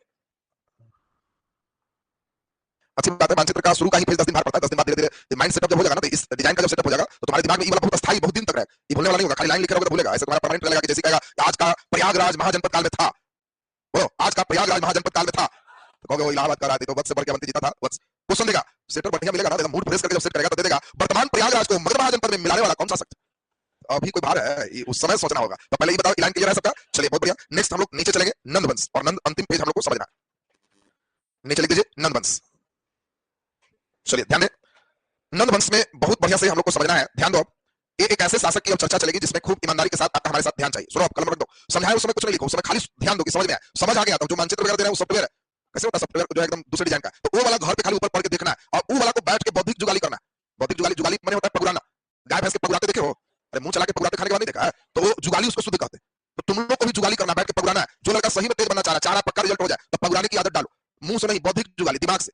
सब स्थिर से कहीं बैठ जाओ, तो मैंने कि तुम लोग स्थिर होकर नहीं करता, अकेले बैठा तो बस है ना मोबाइल सर, तो फिर ये वाला सोचने नहीं देता। कभी इसको बंद रखो और इसको खाली एक बार कहो कि थोड़ा एक बार रिवीजन मारो, तो ये अपने कहेगा कि हरियक वंश, अजात शत्रु, समझ रहा है, मगध, और यहाँ से कहा गया बिंबिसार पहले है तो वो कहा गया, फिर हमारा कौन कहां मिला रहा, नक्शा को खाली का रिवीजन मारना, कहना कि एकदम एरिया सही चल, फिर इसको कहना कि राजधानी के रिवीजन कराओ, फिर अपने कहा कि राजगीर, बेदरत, किलाबंदी, अजात शत्रु, पहली बार पटना, उदयन, पटना से वैशाली, कालाशोक, वैशाली से पटना, ओ शिशुनाग और कालाशोक का, पहला शिशुनाग और फिर कालाशोक। तो ये दिमाग को जहां एक्सरसाइज करवाया, एक बार पूरे राजधानी चलने लगा तो तुम्हारा लगने लगेगा कि हाँ एकदम फिर सही है, और एक बार ही करेगा कि साल भर याद रहता है, एक साल परीक्षा तक तुम कहेगा कि है बच रहा, और अगर ही नहीं करेगा तो ये पढ़ते रहो भूलते रहोगे, सामान्य प्रक्रिया। तुम लोग में कई लड़के जो कहते हो भूल रहे हैं ना, उससे कोई लोग है जो चिंतन ही नहीं करता। एक बार तुम मिजाज से सोच लो तो सिर्फ क्या होगा, जैसे ही सोचा तो ये अस्थायी धीरे धीरे मेमोरी में चला जाएगा, और अस्थायी मेमोरी गया तो परीक्षा हॉल में कहेगा कि हमको याद है, आंसर ही होगा, नहीं तो होगा क्या, जिस लेसन को पढ़ा रहे खूब बढ़िया हो, अगला जैसे आएगा तो अगला बढ़िया होगा, पिछला गायब हो, 4 लेसन पढ़ेंगे तो चौथा ठीक होगा, पहला साफ हो जाए। हाँ ऐसी होता है, इसी होता है, सोचते नहीं हो, ये जो कह रहा है कैसी होता है, तो इसका कारण है कि बस यही है कि सोचते नहीं, यही सोचने लगोगे तो पहला भी जीवित रहेगा, तो ये चीज तुमको प्रोसेस में लाना है। तो चलिए यहाँ पर ध्यान दीजिए, महापद्मन की बात करें तो महापद्मन से पहले की स्थिति अगर हम ध्यान दें तो आप सभी को याद होगा कि यहाँ पर कई फेज है, और ये फेज पूरा यहाँ से यहाँ तक ये किसके पास था? अजात शत्रु। देखते देखते इस क्षेत्र का विस्तार यहाँ तक किसने किया? चलिए बोलिए शिशुनाग, और शिशुनाग के समय राजधानी वैशाली है, लेकिन फिर कालाशोक राजधानी को कहां ले आया? पाटलिपुत्र, और इतना बड़ा साम्राज्य ऑलरेडी चल रहा था। इसको हटा दे। अब ध्यान दीजिए, यहाँ पे महापद्मन के बारे में कहा जाता है कि ये मगध का पहला शासक है जो गैर क्षत्रिय, इसके पहले क्षत्रिय शासक बन रहे थे, इसीलिए बहुत अच्छा क्वेश्चन आएगा, पहला गैर क्षत्रिय शासक कौन है? तो महापद्मन। इस समय बाकी सभी शासक क्षत्रिय, लेकिन प्रथम गैर क्षत्रिय शासक की बात की जाए तो महापद्मन। इसके बारे में कई पुस्तकों में मिलता है कि ये बाल दाढ़ी बनाने वाले नहीं थे, और ये नंदीवर्धन के बाल दाढ़ी बनाने जाते थे, लेकिन बहुत खूबसूरत सुंदर थे, और इसी कारण नंदीवर्धन की पत्नी को ही धीरे धीरे रानी के ही अपने प्रभाव में ले ली, और रानी को ही जब प्रभाव में ले लिए तो ये रानी और स्वयं आपस में देखे दोनों मिल गए और नंदीवर्धन की ही हत्या कर दी, और वो मर गया। तो उसके बाद स्वयं रानी इनके प्रभाव में थी, इन्हीं को शासक घोषित की, और महापद्मन एक सबसे प्रतापी राजा हुए। इनकी कहानी सुन के तुम अब आश्चर्य और दंग से भर जाओगे। अब यहाँ से शुरू किए तो कहे कि कहा गया जी गुरु पंचाल तक, बाउंड्री लाइन ठकाए जम्मू कश्मीर के ऊपर तक, पूरे इधर मत्स्य महाजनपद, जो भी सुन रहा था कि राजस्थान में कभी भी क्वेश्चन आएगा मत्स्य को जीतने वाला कौन है? महापद्मन। और ये पूरे मत्स्य महाजनपद राजस्थान तक, इतना ही नहीं, ये पूरे जीतने के बाद कलिंग पर भी आक्रमण किए, उड़ीसा पर भी आक्रमण हुआ, और आगे पढ़ोगे हाथी गुम्फा अभिलेख से खारवेल कहता है कि कलिंग में भी कब्जा किए और कलिंग में नहर बनवाए, और भारत में नहर बनवाने वाला पहला शासक महापद्मन। बहुत इंपॉर्टेंट बात समझते जाओ, भारत में पहली बार नहर बनाने वाला महापद्मन। दूसरी बात, सबसे इंपॉर्टेंट बात अब करें, इतने बड़े सेक्टर को जीत करके इसने एक जगह सिर्फ अपने हाथ में प्रभाव रखा, सारे क्षत्रिय राजा को हराने के बाद इसने स्वयं उपाधि लिया सर्वछत्रांतक। सर्वछत्रांतक माने सब क्षत्रियों का अंत करने वाला। सर्वछत्रांतक का आपसे क्वेश्चन आएगा, सर्वछत्रांतक की उपाधि किसने लिया? तो ये महापद्मन। इसने स्वयं अपनी उपाधि लिया उग्रसेन। तो आपसे क्वेश्चन पूछा जाएगा उग्रसेन किसकी उपाधि? महापद्मन। उग्रसेन का अर्थ क्या होता है? बोलो उग्रसेन का अर्थ। तो उग्रसेन का अर्थ है भारी भरकम सेना का स्वामी। ध्यान रखिए, उग्रसेन का अर्थ क्या होता है? भारी भरकम सेना का स्वामी। इस स्वयं को ही कहा है कि भारी भरकम सेना का स्वामी। इसने अपनी उपाधि सर्वछत्रांतक रखा है, सब क्षत्रियों का नाश करने वाला, और पूरे उत्तर भारत के क्षेत्र में इसने अपना साम्राज्य विस्तृत किया। एक तो अच्छा क्वेश्चन बीपीएससी लेवल का नहर है, दूसरा शानदार क्वेश्चन है जो सोच भी नहीं सकते, इसने सबसे पहली बार केंद्रीय प्रशासन का नींव रखा। ये बड़ा पॉलिटिकल लेवल से बहुत शानदार क्वेश्चन है, इसने केंद्रीय प्रशासन का नींव रखा। ये क्या होता है सर, थोड़ा सा समझना है इसको बढ़िया से। शासन दो तरह का होता है, एक को कहते हैं डिसेंट्रलाइजेशन। डिसेंट्रलाइजेशन का मतलब राजा है लेकिन उसने अपने पावर को कई जगह पर बांट रखा है, और उन लोगों को पावर को केवल वो देखता है, और सत्ता सबके पास बटा है, तो उसको डिसेंट्रलाइजेशन का। सेंट्रलाइजेशन का मतलब सब कोई पावर लेके नहीं है, सिर्फ एक जगह पावर जो बोलेगा वही होगा, वो सेंट्रलाइजेशन है, उसको केंद्रीय प्रशासन कहते हैं, जो मौर्य काल में देखने को मिले। मौर्य काल एकदम सेंट्रलाइज शासन है, उसके लिए क्वेश्चन तुमको है, इसके पहले इतना सेंट्रलाइज शासन कहीं नहीं। हाँ, नींव रखना, एक व्यक्ति इतने बड़े क्षेत्र को जीत करके अपने हाथ में कमांड रखा है, इसको सेंट्रलाइज कहें। और इसीलिए बच्चे इसमें सबसे ज्यादा गलत करेंगे। क्वेश्चन दे देगा केंद्रीय प्रशासन का नींव किस शासक ने रखा, और उसमें चॉइस ए में दे देगा अगर चंद्रगुप्त मौर्य, बी में अशोक, और सी में अगर दे दिया महापद्मन, तो उन लोग के आगे इसका कोई वैल्यू देगा? महापद्मन तो नहीं होगा, अशोक लग रहा है एकदम, अशोक आदि ग्रेट, और नंबर बराबर लड्डू। तो आपको यह ध्यान रखना है। हाँ, केंद्रीय प्रशासन में बिल्कुल सही बात है, चंद्रगुप्त मौर्य और अशोक उस समय एकदम हो चुका है, लेकिन नींव अगर प्रश्न में दिया तो इसका मतलब शुरुआत, नींव का मतलब स्टार्टिंग है नहीं, शुरुआत किया है, सोचा है, और नींव में हमारे आंसर बनोगे महापद्मन। देखो बहुत शानदार क्वेश्चन है, ऐसे प्रश्न कोई मेन सीखना है, बाकी बच्चा तो सब ठीक है, क्षत्रिय उग्रसेन सब है, पुरुषार्थ केवल मेन सीखना। अब तुमसे क्वेश्चन आएगा, मत्स्य को महाजनपद में किसने मिलाया? महापद्मन। वत्स को किसने मिलाया? जल्दी बोलिए, शिशुनाग। अब पहले तुम लोग का ये मानचित्र नहीं था, तो किसको मिलाया बिना मैपिंग कर रखा था, तो देखो हालत क्या। अब जैसे बोलेगा मत्स्य का मछली राजा खाता है, राजस्थान अंतिम, तो अंतिम ये हो गया सर्वक्षत्रांतक, और ये महापद्मन। बोलिए क्लियर सबका? अब ये देखिए इसका क्षेत्र हो गया, नहर की भी नींव रखा, नहर कहां बनवाया? उड़ीसा, कलिंग जिसको कहते हैं। ये जानकारी खारवेल का हम लोग देखेंगे, हाथी गुम्फा आगे पढ़ेंगे, जहां से प्राप्त हो जाएगा। अब यहाँ बहुत इंपॉर्टेंट बात समझे, महापद्मन के बाद इस वंश का अंतिम राजा है धनानंद। धनानंद, अब सोच लो ये सब इंपॉर्टेंट कितना है वो समझो। इस एरिया तक इसका पूरा साम्राज्य हो चुका है, इतने बड़े साम्राज्य का स्वामी धनानंद, जो चाहता था जो होना। इसलिए धनानंद को इतना घमंड था कि जितना तरह का टैक्स है, कई किताबों में मिलता है 64 प्रकार के टैक्स लगाए। हर चीज में, बकरी चलेगा तो चढ़ाई वाला कर लगेगा, मकान बनाओगे तो वो कर लगेगा, कुछ भी करोगे तो टैक्स लगेगा, जनता त्राही माम है, लेकिन कोई कुछ नहीं कर सकता, ताकत अपार। इतनी ताकत है कि यही सुन लो कि सिकंदर विश्व विजेता चला था, पूरे वर्ल्ड जीतते जा रहा था, और जब भारत की बारी आई तो यहीं पर ब्यास नदी के किनारे सेना रखा कि कल अटैक करें। और वो अटैक करने के लिए जब सेना रुका, तो सेना अगल बगल के गांव से फीडबैक ले रहा था कि जिससे हमला करने जा रहा है धनानंद कैसा है, अभी तक हम लोग कहीं नहीं आ रहे। तो गांव वाला पूछा कि कितना हो तुम लोग? कोई 20-30 हजार है हम लोग, सब जगह हम लोग जीत रहे हैं। तो कहा उतना तो हाथी रखा है, एक एक आदमी के हिस्सा में होगा, आगे हाथी रखता है, जाओगे बस लपेट लपेट के पैसे दाब दे। और सिकंदर जब सुबह आया, कहा आक्रमण, सब सेना कहा हुजूर हाथी से मेरे से आप ही मार दीजिए, उधर नहीं जाएंगे। और सिकंदर की सेना धनानंद के डर से आगे बढ़ने से इनकार कर दिया, और ब्यास नदी के किनारे से लौट गया। जो सिकंदर विश्व जीतने वाला था, वो धनानंद उसको रोक दिया, बैक टू पवेलियन। ये धनानंद है, और ये धनानंद जब देखा कि एकदम भगा दिए, तो समझ रहे हो कि टैक्स कितना कम करेगा। ये और फॉर्म में धनानंद, और फॉर्म में क्या, अब तो हम जो चाहे जो कर दिए, एकदम अंतिम फॉर्म धरे हुए। और इसी समय ये अंतिम फॉर्म में कई ब्राह्मणों का भी अपमान कर रहा है, जो गैर क्षत्रिय। इस समय क्षत्रिय राजा ब्राह्मणों को सम्मान देते थे। इस समय बहुत ब्राह्मणों का हेड नेता थे चाणक्य, और वही चाणक्य तक्षशिला विश्वविद्यालय में पढ़ाएंगे, लेक्चरर है, प्रोफेसर, ब्राह्मणों के हेड विद्वान है। और जब सिकंदर भागा, तो चूंकि सिकंदर से चाणक्य मिले थे, भेंट किए थे, तक्षशिला जीते हुए थे। वहां की राजा अंबी की कहानी हम लोग सुने, सिकंदर में सब कहानी आएगा। तो वहां जब इसको मालूम चला धनानंद को कि ब्राह्मणों का हेड चाणक्य उससे मिला है, भेंट किया है, और उसके तरफ है, तो खाली मिल भी लोग लेता है, तो 2 बात के 8 बात राजा तक पहुंचता है। राजा को आंख नहीं होता, कान होता है, वो सिर्फ सुनता है, जो बोलते जाएगा बस वही सही है, वही सही, वही सही, देखता नहीं। इसलिए उसके मन में आया कि हमारे खिलाफ क्या हो, और इसीलिए इसने महाभोज का आयोजन किया कि मेरे डर से सिकंदर भागा है, भोज सब लोग आइए। और उस भोज में चाणक्य भी आया कि राजा क्या भोज है, हम ब्राह्मणों का हेड है, जाए। जैसे ही भोज शुरू हुआ, ठीक खाते समय कहा कि इसको कौन बुलाया, खाओ। और ठीक भोज प्रारंभ में भरी सभा में भगा देता। उसी समय चाणक्य के टिक के बारे में देखोगे कि क्या कहता है। एक ऐसा व्यक्ति जिसके पास कुछ नहीं है, वो उस समय प्रतिज्ञा लेता है कि इसको हटा के रखेंगे, जिसके डर से सिकंदर भागा। अब उस चाणक्य की कुछ ऐसी नीतियां होगी कि धनानंद को हरा ही छोड़े। तो सोच लीजिए, इसीलिए फेमस हो गया चाणक्य नीति। तो उस चाणक्य नीति की भी चर्चा करेंगे, पहले हम लोग यहां तक देख लें। धनानंद से बहुत अच्छा क्वेश्चन है। धनानंद के समय ही सिकंदर का आक्रमण हुआ। सिकंदर यूनान का था, तो आखिर सिकंदर गया है, भागा है, तो यूनान के लेखक लिखेगा ना कि कहां से भागा। तो यूनान के लेखक ने अपनी किताबों में लिखा कि अग्रमीज, कुछ लोगों ने लिखा जिंद्रमीज के सीमा को नहीं जीत पाए और लौट गए। लोगों ने कहा हुई जिंद्रमीज, जिंद्रमीज कौन है, अग्रमीज कौन है? तो इसकी पहचान धनानंद से हुई है। अब कई बार लड़के धनानंद पढ़ रहे, अब कहेगा सिकंदर के आक्रमण के समय मगध का राजा था, अब चॉइस में धनानंद हटा के अगर जिंद्रमीज देगा, तो तुम लोग समझ लो कितना लोग जिंद्रमीज मारेगा। और सबसे आश्चर्य तो तुमको तब होगा जब क्वेश्चन दे देगा कि धनानंद को यूनानी लेखकों ने लिखा है चॉइस है सेंड्रोकोटस, तो कोई लड़का वही मार के चला गया जबकि चंद्रगुप्त मौर्य के लिए। और लड़का यूनानी से सेंड्रोकोटस एकदम सेट रखता है, जिंद्रमीज देखेगा तो छोड़ देगा, जिंद्रमीज तो नहीं होगा। और जिंद्रमीज या अग्रमीज इसी के लिए प्रयोग हुआ। तो ये नाम बड़ा इंपॉर्टेंट है आपका। इसका सेनापति कौन है? भद्रसाल। इसका सेनापति का नाम भद्रसाल है। तो हम लोग देखेंगे भद्रसाल का नाम इंपॉर्टेंट क्यों है, क्योंकि भद्रसाल को ही चाणक्य अपने तरफ मिला ले। और जब यही मिल गया तो समझ लो धनानंद बेचारा खोखला हो जाएगा। पलासी की लड़ाई वाला युद्ध उसी टाइप का हो जाएगा। और फिर उसकी कहानी का प्रसंग आएगा, तो पहले अभी जिंद्रमीज में इंपॉर्टेंट आपका चाहिए। और नंद वंश का अंतिम राजा है कौन? धनानंद। अब सुन लीजिए, इतना के बाद हमको कंटिन्यू चाहिए कि किसी बच्चे को धीरे धीरे 50 राजा नॉन स्टॉप बोलेगा, इतना तुम्हारे दिमाग में आना चाहिए। ऐसे ही हिस्ट्री होगा। हिस्ट्री में तो ऐसे कहा कि नींदों में हरियक वंश सुनाग वंश नंद वंश करते रहते हैं, ये एकदम नॉन स्टॉप चलना चाहिए तुमको। जब हम बोले तो मन में सोचना है कि पहले हरियक, और हरियक वंश का पहला राजा बिंबिसार, बिंबिसार के बाद अजातशत्रु, अजातशत्रु के बाद उदयन, उदयन के बाद जल्दी बोलो कौन है? हरियक के बाद शिशुनाग। जैसे नाग आएगा तो इधर नागे आएगा, नाग से नाग, तो इसीलिए यहाँ है नाग दशक। और यही जो नाग था वो बेचारा बच्चा दिया, तो नाम है शिशुनाग। ये नहीं याद हो गया तुमको? जब कहेगा हरियक के अंतिम, तो कहना हरियक के बाद ही शिशुनाग, तो वो नाग रहेगा तो बच्चा शिशु देगा, तो इसलिए नाग दशक। तो बोलो नाग दशक शिशुनाग। शिशुनाग के बाद कालाशोक, कालाशोक, कालाशोक के बाद जल्दी बोलिए, हाँ नंदी से नंद, नाग से नाग, नंदी से नंद, तो इसलिए नंदी प्रधान। और नंदी प्रधान के बाद तब है महापद्मनंद, महापद्मनंद के बाद धनानंद। इतने तो सुनाना है तुमको, 1 2 3 4 5 6 7 8 9, लास्ट होते होते 50 तक हम चेक करते। उतना सुना दिया, सबके बारे में किसी का बोलेगा 3 लाइन बोल दिया, एकदम ताल ठोक रहा हो, हिस्ट्री तुम्हारा तगड़ा नहीं महा तगड़ा हो।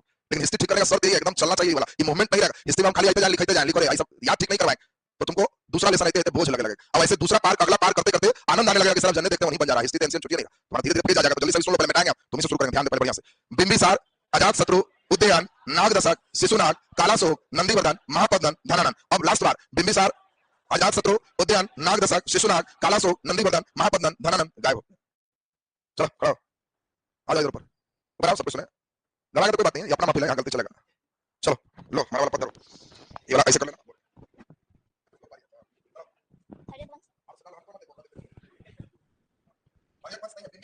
बिंबिसार, शिशुनाग, बिंबिसार, अजातशत्रु, उदयन, नागदशरथ, शिशुनाग, कालाशोक, नंदीवर्धन, महापद्मनंद, धनानंद।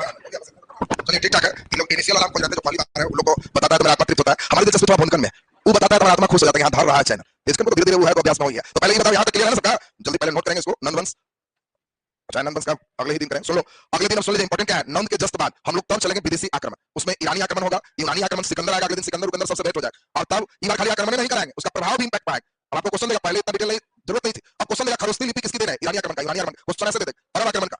तो अब उस सभी डिटेल बातें हम लोग कल करेंगे, कल बाह्य आक्रमण सिकंदर तक कर लेंगे, और तब उसके बाद फिर इस देश में धार्मिक जीवन बौद्ध जैन में टाइम लगेगा। उसके बाद फिर देखते देखते कंप्लीट हम लोग प्रयास करेंगे कि लगभग लगभग इस वर्ष खत्म करें इसको। और तब मेन है मौर्य, मौर्य, मौर्योत्तर, गुप्त, गुप्तोत्तर। उसके बाद हिस्ट्री से लगाव हो जाएगा, सीधे मॉडर्न हिस्ट्री शुरू करेंगे, मेडावल लास्ट में पाएंगे। चलिए, तो अभी आपका हिस्ट्री में इतना ही है।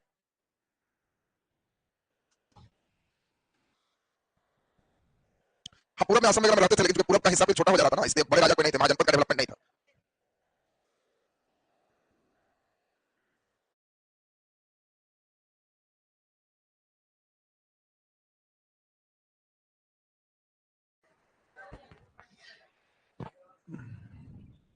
कैमरा ये ले रहा है, ओबीएस में जाओ, वो कैमरा बंद करो पहले। वो ठीक है, वो सही है, वहां से मिनिमाइज करो, और इसको मिनिमाइज करो, इसको मिनिमाइज करो, और वो कैमरा लॉजिटेक खोलो, इसको खोलो, इसको पहले काटना, उसी में खुला हुआ है कैमरा, इसलिए इसको नहीं ले रहा।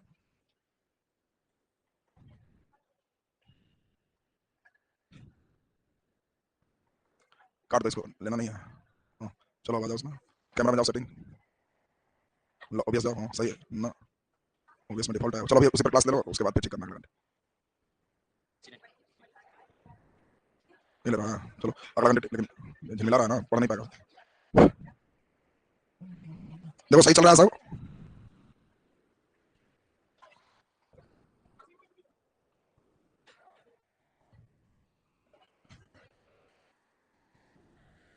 चलिए तब तक पढ़ते हैं, सुने आप, ध्यान दीजिए, तब तक हम लोग पढ़ते हैं, फिर उसको सही किया जाएगा, थोड़ा टेक्निकल गड़बड़ी आया कुछ। देखिए पहला हम लोग पिछले दिन जो पढ़े थे, तेजी में फटाफट सुने। आपको याद होगा, इसमें सबसे पहले मगध, मगध में अंग को कौन मिला? बिंबिसार। फिर इस में ऊपर वज्जी को कौन जोड़ा? अजात शत्रु। अंतिम आते आते कौशल को कौन जोड़ा? अजात शत्रु, सब अजात शत्रु। फिर अजात शत्रु से जब आगे की ओर बढ़े तो ये अवंती तक का क्षेत्र किसने जीत गया? शिशुनाग ने। अवंती भी जीता, वत्स भी जीता, याद है सबको? उसके बाद यही कंटिन्यू फेज चल रहा था। अब यहाँ पे बच रहे थे पंचाल, सुरसेन, राजस्थान में मत्स्य, ये सब सभी बच रहे थे। इन सभी को जीतने वाला कौन है? महापद्मन। ब्यास नदी तक इसकी सीमा रेखा पहुंच गए। इतना ही नहीं, मध्य प्रदेश का क्षेत्र जीता हुआ था इसने, कलिंग, उड़ीसा को भी जीता। यानी हम लोग के लिए बहुत इंपॉर्टेंट हो गया, पूरे उत्तर भारत में विशाल साम्राज्य स्थापित करने वाला कौन है? महापद्मनंद। ये पहला गैर क्षत्रिय शासक है, इसी ने पंचाल को, सुरसेन को, मत्स्य को, सब मगध साम्राज्य में इसने मिला लिया। इसका नाम, उपाधि क्या है? उग्रसेन। उग्रसेन माने भारी भरकम सेना का स्वामी। इसने सर्व छत्रांतक की उपाधि लिया। सर्व छत्रांतक माने सभी क्षत्रियों का नाश करने वाला। और इसका बॉर्डर लाइन कहां तक है? ब्यास तक। इसने, बहुत इंपॉर्टेंट है, केंद्रीय शासन पद्धति की नींव रखी। केंद्रीय शासन पद्धति का मतलब आपको समझाए थे, एक जगह सेंट्रलाइज सिस्टम करने का नींव इसने डाला। अब ये नींव डाला है, अगर आपसे पूछा जाएगा सबसे ज्यादा सेंट्रलाइज किसमें?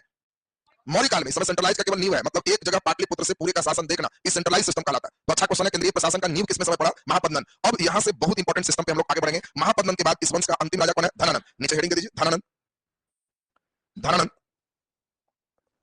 धनानंद। कैमरा उसमें खुला हुआ तो कैसे चलेगा? बंद होगा तब चलेगा, उसमें बंद होगा तब आएगा इसमें। धनानंद, नीचे डैश तक लिख दीजिए। नंद वंश का अंतिम शासक धनानंद था। नंद वंश का अंतिम शासक धनानंद था। नंद वंश का अंतिम शासक धनानंद था। उसको छोड़ देखिए, उसमें आ ही नहीं रहा। नीचे डैश तक लिख दीजिए। यूनानी लेखकों ने, बहुत इंपॉर्टेंट है, इसमें स्टार लगा दोगे। यूनानी लेखकों ने, यूनानी लेखकों ने धनानंद के लिए, धनानंद के लिए अग्रमीज, सही है, अग्रमीज या अग्रमीज या जिंद्रमीज, अग्रमीज या जिंद्रमीज, अग्रमीज या जिंद्रमीज शब्द का प्रयोग किया है। जिंद्रमीज को भी अंडरलाइन कर दोगे और अग्रमीज को भी अंडरलाइन कर दोगे। जिंद्रमीज या अग्रमीज शब्द का प्रयोग किया है, शब्द का प्रयोग किया है। नीचे डैश देखिए। धनानंद के सेनापति, धनानंद के सेनापति भद्रसाल थे, भद्रसाल थे, भद्रसाल थे। चलिए हम लोग एक छोटा सा मानचित्र बना लेंगे जिससे क्लियर हुआ, और तब मेन सिस्टम आ जाएगा। तो जल्दी से मानचित्र बनाने के लिए हमने बताया था, हर डायनेस्टी में धीरे धीरे हर राजा में आपको बनाना है। पहले जल्दी से एक साइड का बनाए, एकदम आराम से बनाएंगे, कोई बात नहीं है, सबसे बनते जाएगा।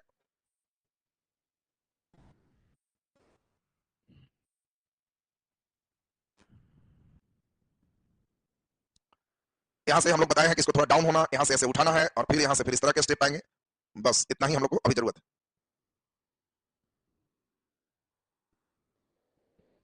जिस समय इसको साम्राज्य मिला है उस समय पूरा कोसल का क्षेत्र, पूरा यहाँ मध्य प्रदेश का क्षेत्र, यहाँ से पूरे मगध तक, ये पहले से इसको मिला हुआ।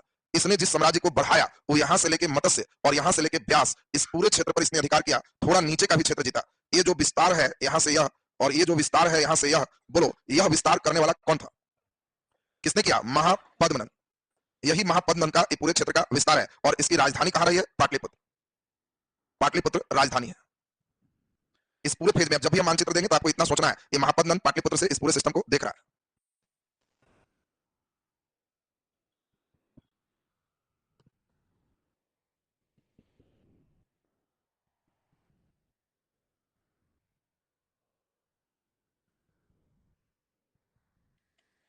चलिए बना लिया सब कोई? चलो ध्यान दो सब कोई। अब यहाँ पे इसके समय से पहले ही आक्रमण की शुरुआत भारत में हो चुकी थी। तो नीचे हेडिंग दो, भारत पर विदेशी आक्रमण। भारत पर विदेशी आक्रमण।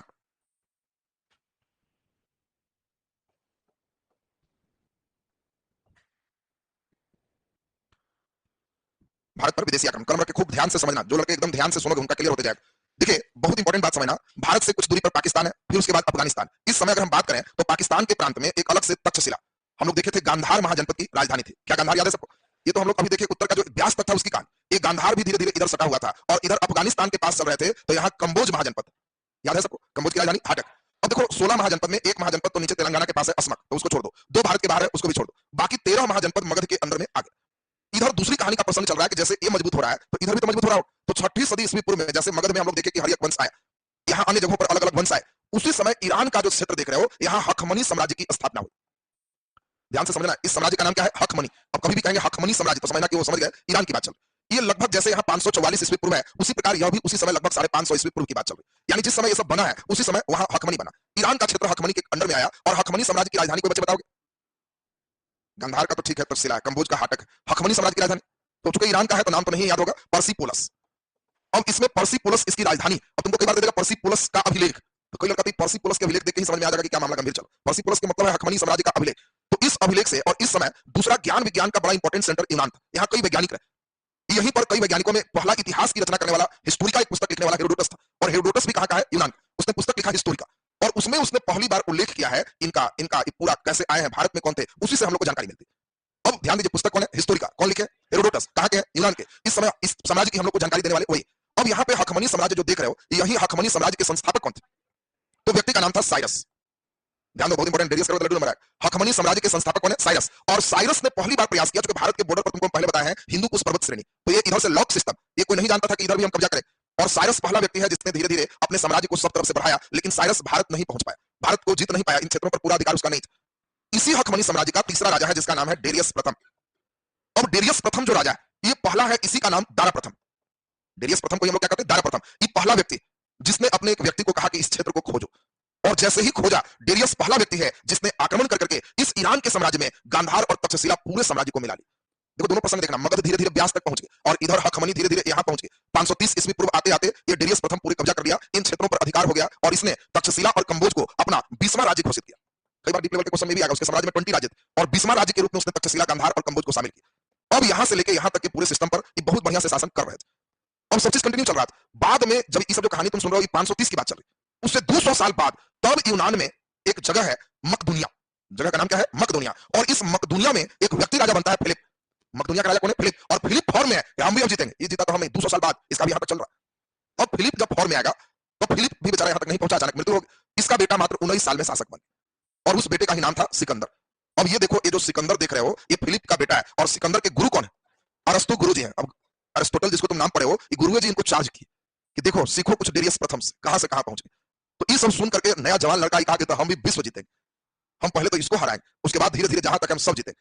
अब इस समय तक ये ईरानी साम्राज्य भी कमजोर पड़ रहे थे। तो पहली बात तो तुम्हारे दिमाग में बैठ जाना चाहिए कि भारत पर पहला विदेशी आक्रमण ईरानी है कि यूनानी?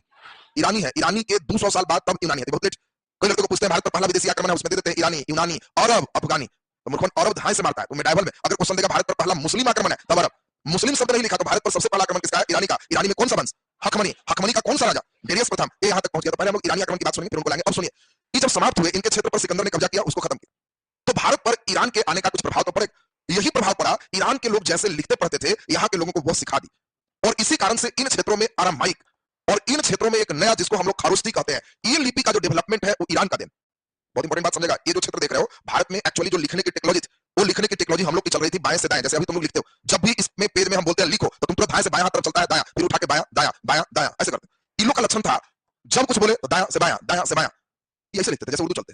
तो इन लोग लिखते थे दायां से बायां, तो उसको कहे हम लोग खरस्ती लिपि। हम लोग जो लिखते थे वो था बायां से दायां, तो इसको कहे ब्राह्मी लिपि। और यही चीज तुम्हारे माइंडसेट में बैठ जाना चाहिए। इस बॉर्डर के अंदर सारे लोग ब्राह्मी लिपि जानेंगे, लेकिन इसके इधर रहेंगे तो खरस्ती लिपि होगी। इसीलिए अशोक का अभिलेख जब आए, तो अशोक को भी लिखना था, तो कहा कि भाई ऐसा लिखे कि लोग पढ़े। तो इधर वाला लोग बाएं से दाएं पढ़ना ही नहीं जानता था, दाएं से बाएं पढ़ता था। किसके प्रभाव? ईरान के प्रभाव। तो इसीलिए अशोक ने भी इधर किस लिपि में लिखा, तो खरस्ती किया, ब्राह्मी छोड़ दिया, क्योंकि कहा कि ब्राह्मी यहां पढ़ेगा वहां पढ़ेगा ही। बोलो बातें क्लियर है सबका? अब इस स्टेप को हम लोग धीरे धीरे देखें। दूसरा, इन्हीं का दिन था, डेरियस प्रथम कला द्वारा प्रजा को संबोधित करते थे। ये स्तंभ में कोई पॉलिश करवा दिए, मूर्ति लगा दिए, इसमें कुछ लिख दिए। तो इनके बहुत साल के बाद अशोक आए, तो वो कहे कि तो हम भी ऐसा ही डिजाइन करेंगे। यानी जो अशोक स्तंभ है, अशोक की कला है, मौर्य कला जिसको कहते हो, उस पर भी ईरानी कुछ प्रभाव पड़े हैं। क्यों? क्योंकि ये पहले इन लोगों की टेक्नोलॉजी थी चमकने वाला, पॉलिश करने। तो मौर्य काल इसके बाद आएगा। अभी हम लोग देख रहे हैं 6ठी सदी पूर्व की कहानी चल रहा है, मौर्य काल इसके बाद है। और मौर्य काल और ये फेज में जो तुम देखोगे, तो मौर्य काल में भी अशोक जो बनाएगा उसमें पूरे चमकदार पॉलिश हो। तो तुमसे पूछा जाएगा कि चमकदार पॉलिश किसका दिन है? ईरानियों का दिन। देखिए सब दिन भी आपको ध्यान रखना है। तो अब ये बेसिक थीम था, तेजी में इसको हम लोग सुनेंगे। इसी विदेशी आक्रमण में सारे बच्चे को क्लियर हो गया। विदेशी आक्रमण की जानकारी हम लोग को किस पुस्तक से मिलती है? हिस्टोरी का। लिखने वाले कौन थे? हेरोडोटस। भारत में पहला विदेशी आक्रमण कौन किया? ईरान। ईरान के में एक वंश थे, कौन सा? हखमनी। हखमनी साम्राज्य के संस्थापक कौन थे? साइरस। इसी के बाद क्या साइरस जीत पाया? नहीं। डेरियस को ही हम लोग क्या कहते हैं? दारा प्रथम। और दारा प्रथम का ही जो नौ सेनापति है स्काईलैक्स, यही पता लगाया था। तो कई बार स्काईलैक्स भी क्वेश्चन आ सकता है। स्काईलैक्स को ही भेजा था कि जरा पता लगाओ उधर क्या है, कैसा है। और इसीलिए पूछेगा कि ईरान और भारत के बीच खोजने वाला जो व्यक्ति है कौन है? तो स्काईलैक्स। और आप अभी जस्ट सुने, कैमा प्रांत के रूप में इसने किया 20वां प्रांत। और अंतिम इसका शासक कौन है? दारा तृतीय। इसी को सिकंदर ने एक लड़ाई में हरा दिया, अरावेला का युद्ध। अब आपसे पूछेगा अरावेला का युद्ध, तो डेरियस तृतीय ईरान को खत्म करके यहाँ किसका कब्जा हो गया? यूनान। तो पहले ये बताओ, ईरानी आक्रमण तो बिल्कुल क्लियर है सबका? नीचे हेडिंग दीजिए, बोलिए। दूसरा आक्रमण कैसे? पहला नहीं, ये हो गया ईरानी, दूसरा यूनानी। हाँ, दूसरा आक्रमण कौन किया था? यूनानी। सही है। नीचे लिख दीजिए, डैश देखिए, भारत पर विदेशी आक्रमण की जानकारी।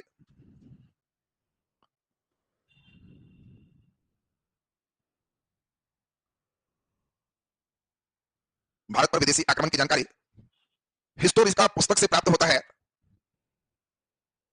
हिस्टोरी का पुस्तक से प्राप्त होता है। हिस्टोरी का पुस्तक से प्राप्त होता है, जिसके लेखक हेरोडोटस थे। जिसके लेखक हेरोडोटस थे। नीचे लिख दीजिए, ईरानी आक्रमण। ईरानी आक्रमण हेडिंग हो गया, ईरानी आक्रमण। स्टार लगा के लिख दीजिए। 6ठी सदी ईस्वी पूर्व में, 6ठी सदी ईस्वी पूर्व में ईरान में हखमनी साम्राज्य की स्थापना हुई। हखमनी साम्राज्य की स्थापना हुई। हखमनी साम्राज्य की स्थापना हुई, जिसकी राजधानी पर्सिपोलस थी। हखमनी साम्राज्य की स्थापना हुई, जिसकी राजधानी पर्सिपोलस थी। जिसकी राजधानी पर्सिपोलस थी। हखमनी साम्राज्य की स्थापना हुई, जिसकी राजधानी पर्सिपोलस थी। नीचे लिख दीजिए, डैश देखिए, हखमनी साम्राज्य के संस्थापक, हखमनी साम्राज्य के संस्थापक, हखमनी साम्राज्य के संस्थापक साइरस थे। साइरस थे। नीचे डैश देखिए, भारत के साम्राज्य तक क्षेत्र विस्तार करने वाला, भारत के साम्राज्य तक क्षेत्र विस्तार करने वाला पहला ईरानी शासक, क्षेत्र विस्तार करने वाला पहला ईरानी शासक, पहला ईरानी शासक डेरियस प्रथम या दारा प्रथम था। डेरियस प्रथम या दारा प्रथम था। डेरियस प्रथम या दारा प्रथम था। दारा प्रथम था। नीचे डैश लिख दीजिए, दारा प्रथम के 9 सेनापति, दारा प्रथम के 9 सेनापति, 9 सेनापति स्काईलैक्स, इसको अंडरलाइन करना बड़ा इंपॉर्टेंट है। स्काईलैक्स ने 9 सेनापति, स्काईलैक्स ने 9 सेनापति, स्काईलैक्स ने भारत के प्रांतों का खोज किया। भारत के प्रांतों का खोज हिंदू कुश पर्वत पार कर किया। भारत के प्रांतों का खोज हिंदू कुश पर्वत पार कर किया। भारत के प्रांतों का खोज हिंदू कुश पर्वत पार कर किया। याद रखा, बता रहा हूं, हिंदू कुश पर्वत पार कर किया। नीचे डैश लिख दीजिए, डेरियस प्रथम ने, बोलो किसको किसको अपने साम्राज्य में मिलाया? गांधार और कंबोज। कैवा प्रांत बनाया? 20वां। लिख दीजिए, डेरियस प्रथम ने गांधार और कंबोज महाजनपद को जीतकर, गांधार और कंबोज महाजनपद को जीतकर, गांधार और कंबोज महाजनपद को जीतकर, गांधार और कंबोज महाजनपद को जीतकर अपना 20वां प्रांत बनाया। अपना 20वां प्रांत बनाया।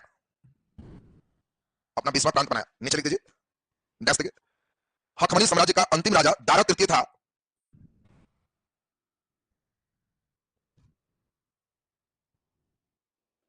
हखमनी साम्राज्य का अंतिम शासक दारा तृतीय था, जिसे सिकंदर ने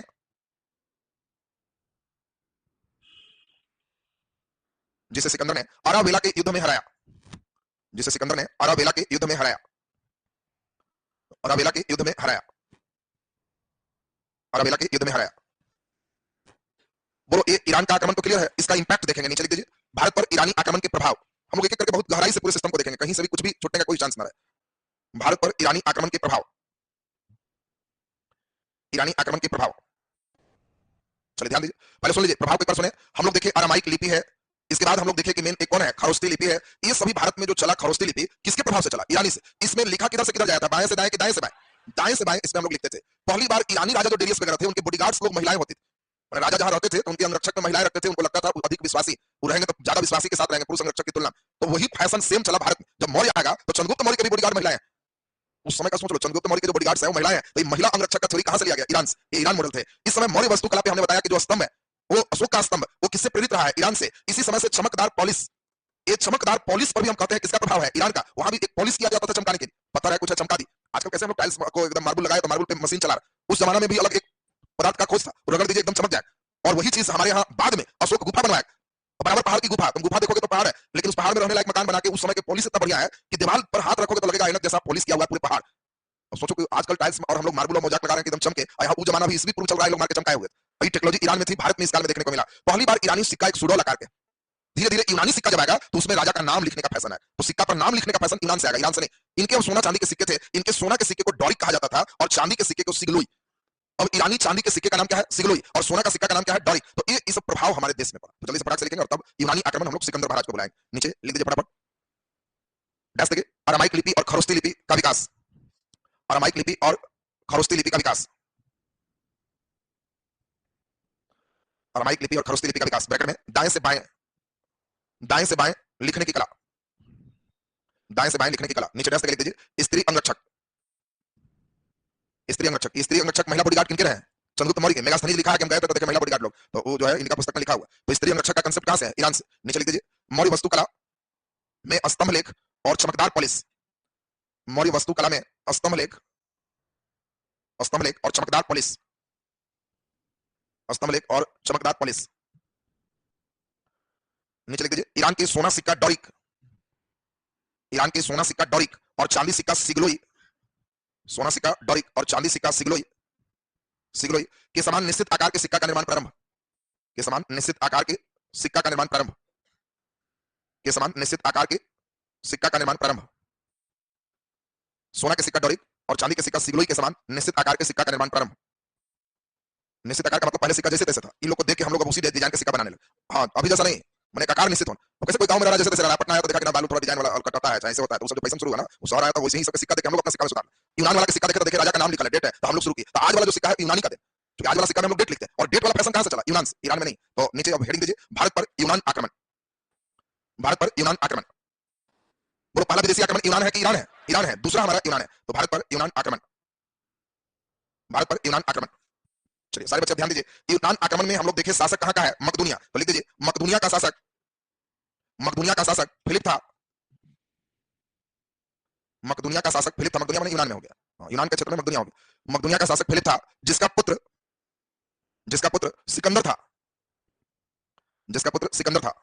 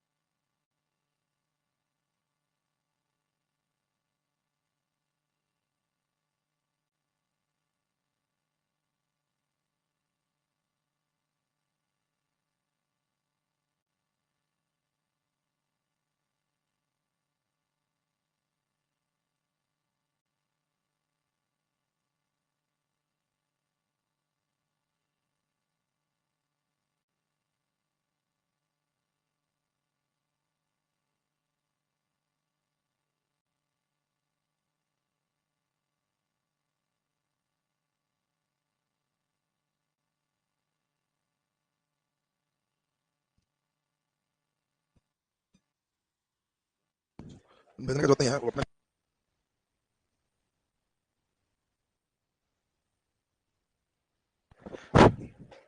चलिए, हम लोग हिस्ट्री में देख रहे थे पिछले क्लास में, और वो था विदेशी आक्रमण, वहीं चल रहे थे ना। विदेशी आक्रमण लिखे भी थे कुछ, ईरान का कंप्लीट हो गया था, दारा तृतीय तक पहुंच गए थे। चलिए नीचे हेडिंग दीजिए, यूनान आक्रमण भी हेडिंग दिए थे। चलिए बहुत बढ़िया, मकदूनिया के शासक और सिकंदर को आज लाना था। चलिए तो पिछले क्लास समझाए भी थे आपको, फिर से हम लोग एक नजर देख लेते हैं तो ज्यादा बढ़िया हो जाएगा। चलिए सुनेंगे जरा ध्यान से। आपको पिछले क्लास में हमने समझाया था, उस लाइन को पहले ठीक करिए। भारत पर इस समय स्थिति थी कि यहाँ मगध का जो राजा था, ये मत्स्य महाजनपद तक और ब्यास नदी तक का एरिया जीत करके इतने बड़े साम्राज्य का राजा धानानंद था, नंद वंश चल रहा था। ये नदी यहाँ पर कौन सी थी? ब्यास। ये तो लाइन क्लियर है। यहाँ पे आपको हमने समझाया था कि जो मेन रिवर है इस नदी का नाम क्या है? सिंधु नदी। और सिंधु नदी और यहाँ से जो इसकी सहायक है झेलम, ये सिंधु और झेलम के बीच में यही सेक्शन जो हम लोग देख रहे थे, यही सेक्शन गांधार महाजनपद के नाम से था। यानी गांधार का नाम बोलेंगे तो किन दो नदियों के बीच? सिंधु और झेलम। फिर हम लोग देखे थे कि यहाँ से एक नदी जा रही थी, चिनाब नदी, और झेलम और चिनाब के बीच में जो क्षेत्र थे, यही क्षेत्र का नाम हम लोग देखे थे कैकई प्रदेश था। और इस कैकई प्रदेश का जो राजा थे, इसका नाम था पोरस। इसका नाम पोरस है। गांधार तक्षशिला के राजा आंबी है। तक्षशिला के राजा कौन है? आंबी। यहाँ पे कहानी का प्रसंग देखिए, सिकंदर आपको बताए थे मकदूनिया में तीन तीन जोड़ दीजिए तो 6 हो गया। इस समय राजा बन गया, और उसके बाद उस समय ही उसने सोचा कि हम विश्व विजेता बने। इसी क्रम में उसने पहले ईरान के आक्रमण को पूरा कब्जा किया, धीरे धीरे भारत की क्षेत्र की ओर गया, यहाँ तक कि अफ्रीका महादेश का मिस्र में भी विजय प्राप्त किया। सिकंदर एक विश्व विजेता ऐसे नहीं कहा, 3 महादेश जीता। उस समय अमेरिका का खोज ही नहीं था, नहीं तो अमेरिका भी पहुंचता। 3 महादेश एक साथ जुटे हुए थे, एशिया, यूरोप और अफ्रीका। यूरोप का रहने वाला यूनान यूरोप में, बाकी एशिया के सेक्शन में देखोगे यहाँ तक पहुंचेगा, अफ्रीका के सेक्शन में मिस्र तक पहुंचेगा, और यही मिस्र के पास ही उसने एक बाजार बसता है। और वो ऐसा बाजार उस जमाने में था कि तुम्हें जान के आश्चर्य होगा, यूरोप, एशिया और अफ्रीका तीनों महादेश के लोग वहां जाते थे, और उस बाजार का नाम सिकंदरिया था। और देखिए ये बाजार विश्व बाजार के रूप में सिकंदर ने डेवलप किया।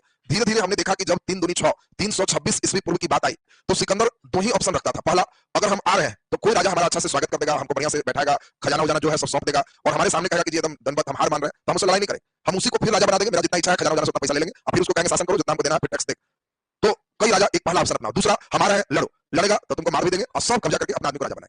तो शुरू में तो ज्यादातर लोग लड़े, लेकिन फिर जब सुने कि सिकंदर से सब हार जा रहा, तो अधिकांश राजा ने पहली विधि को अपना लिया। जब सिकंदर आया तो सुने कि हमारे साम्राज्य पे हमला है, तो एकदम स्वागत के लिए तैयार है, सब सेना भी कहे कि और मदद करेंगे, और कहे जी हुजूर आप आ गए थे, एकदम बहुत बढ़िया, सब खजाना उजाना सब दे, फिर उसी को राजा बना के आगे बढ़े। उसी क्रम में हमारे तक्षशिला के राजा आंभी, आंभी पर जब अटैक सिकंदर किया है, तो ये भारत का मेन अटैक यहाँ है। इसके पहले आपको बताया था कंबोज तो अफगानिस्तान का सेक्टर है। तो यहाँ गांधार में आंभी ने स्वागत किया सिकंदर का, लड़ाई नहीं किया, स्वागत किया और कहा जितना सेना होना चाहिए हम एकदम सब आपको मदद करें।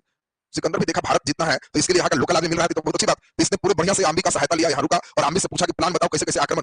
आंभी का सबसे पड़ोसिया थे पोरस, और कोई आदमी पड़ोसी से समझ लो कितनी दोस्ती रहती होगी। और इसीलिए आंभी ने तुरंत सिकंदर को सलाह दिया कि इधर उधर का टेंशन छोड़िए, हम हैं, सेना भी देंगे, बगल में पोरस को पहले एकदम ठीक कर दीजिए। और सिकंदर कहा कि पोरस को खबर भेजवाओ, या माना चाह रहा है लड़ेगा, या पहला भी आंभी वाला नहीं लड़ेगा तो कोई बात नहीं, वहां हमारा कब्जा हो गया, फिर आगे बढ़ेंगे। पोरस को खबर आया तो पोरस कहा कि हम लड़ेंगे। सिकंदर हंसा कि अब बहुत दिन के बाद फिर लड़ने वाला राजा भेंट हुआ, ये तो कंटिन्यू हम तो बढ़ते ही जा रहे थे। और इसीलिए ये जल से पूरा घिरा हुआ क्षेत्र है, क्योंकि चारों तरफ नदी ही नदी, ये जल के भाग को हम लोग हाइड्रो, तुम लोग देखा होगा बायोलॉजी में भी पढ़ते हैं। इसीलिए यहाँ हाइडे स्पीच का मतलब होता है जल से घिरा हुआ। एक शब्द है हाइडे स्पीच, तो हाइडे स्पीच का मतलब है जल से घिरा हुआ, और उसी क्षेत्र में सिकंदर वर्सेस पोरस का हाइडे स्पीच का युद्ध हुआ। यानी आपसे कभी भी पूछेगा हाइडे स्पीच, तो कहना वो हाइड माने जल की बात चल रही है, और सिकंदर वर्सेस पोरस की लड़ाई है। सिकंदर का सबसे प्रिय एक घोड़ा था बुका फेला, बुका फेला सिकंदर की सबसे प्रिय घोड़ा, और इस लड़ाई में पोरस बहादुरी के साथ घोड़ा को ही मार दिया। सिकंदर बेचारे को बहुत दुख हुआ कि मेरा इतना वहां से कंटिन्यू चल रहा था, घोड़ा मारा। इसने पूरे सेना से चारों तरफ से पोरस को घिरवाया, पोरस अंतिम तक वीरता से लड़ा, लेकिन जब युद्ध मैदान में मूर्छित होकर गिर गया, तब सिकंदर की सेना बेहोशी अवस्था में पोरस को पकड़ा कैद किया। सिकंदर का सुबह इससे भेंट कराना जब हो सका तब, और दरबार में बैठ के राजा की तरह बंदी बना के इसको लाया गया। सिकंदर जनरली राजा को हराता था तो लाता था दरबार में, तो चेहरा देख करके बड़ा प्रसन्न होता था, क्योंकि अगला राजा गिड़गिड़ाता था, पूछता था वो क्या करे, हुजूर मैं बाप जो कहिए आप है, एकदम बड़ा खुश होता था कि हां देखे गिड़गिड़ा रहा। उम्मीद इसी तरह का था। आंधी जब यहाँ पकड़ा के पोरस आया, सिकंदर पूछा कि क्या किया जाए, तो पोरस टाइट होकर कह रहा है वही जो एक राजा दूसरे राजा को करता है, हम भी राजा ही थे, तुम भी राजा हो, वक्त फर्क कितना है, बड़े क्षेत्र का छोटे क्षेत्र का है, तो तुम राजा, तो जो एक राजा दूसरे राजा के साथ कर सकता है वैसा काम करो। सिकंदर कहा कि इतना लड़ाई में पहला तुम आदमी देखे हैं कि पकड़ के बांध उनके भी लाया, तो डर नहीं है तुम्हारे पास, और हम खुश हुए, ऐसा लीडर आदमी खोज रहे थे। पहला तुम व्यक्ति हो जिसको हम हराने के बाद भी क्षेत्र सौंप देते हैं, जाओ तुम राजा रहो। और उसने यहीं पर कहा कि भारत की वीरता पहली बार दिखाई दी अब पोरस में। सुने थे कि इंडिया बहुत बहादुर लोग हैं, और पोरस से देखे तो समझ में आ गए। उसने कहा कि क्षेत्र तो दे रहे हैं, लेकिन हमारे घोड़ा के नाम से वो शहर बसा दो, शहर चले। और विजय करना को यूनान भाषा में निकाया कहते हैं। हम तुम्हारा क्षेत्र जीत गए, इसके लिए एक और शहर निकाया होगा, तो बुका फेला और निकाया 2 शहर की स्थापना सिकंदर ने इस पोरस के क्षेत्र में किया। और अब सिकंदर का पूरा फोकस रहा धनानंद पर। पहली बार इतना बड़ा राजा मिल रहा है, छोटकन छोटकन तो सब निकलेगी। अब यही 326 ईस्वी पूर्व में ब्यास नदी पर पूरे सिकंदर की सेना स्टॉपेज ली है, और एकदम सब लोग हमला करने वाले हैं। धनानंद भी पूरा सेना तैयार रखा। उसी बीच आपको बताया था कि रात में सिकंदर की सेना गांव से फीडबैक ले रही कि कैसा रहेगा उधर लड़ना, हम लोग तो पूरा दुनिया जीतते आ रहे हैं।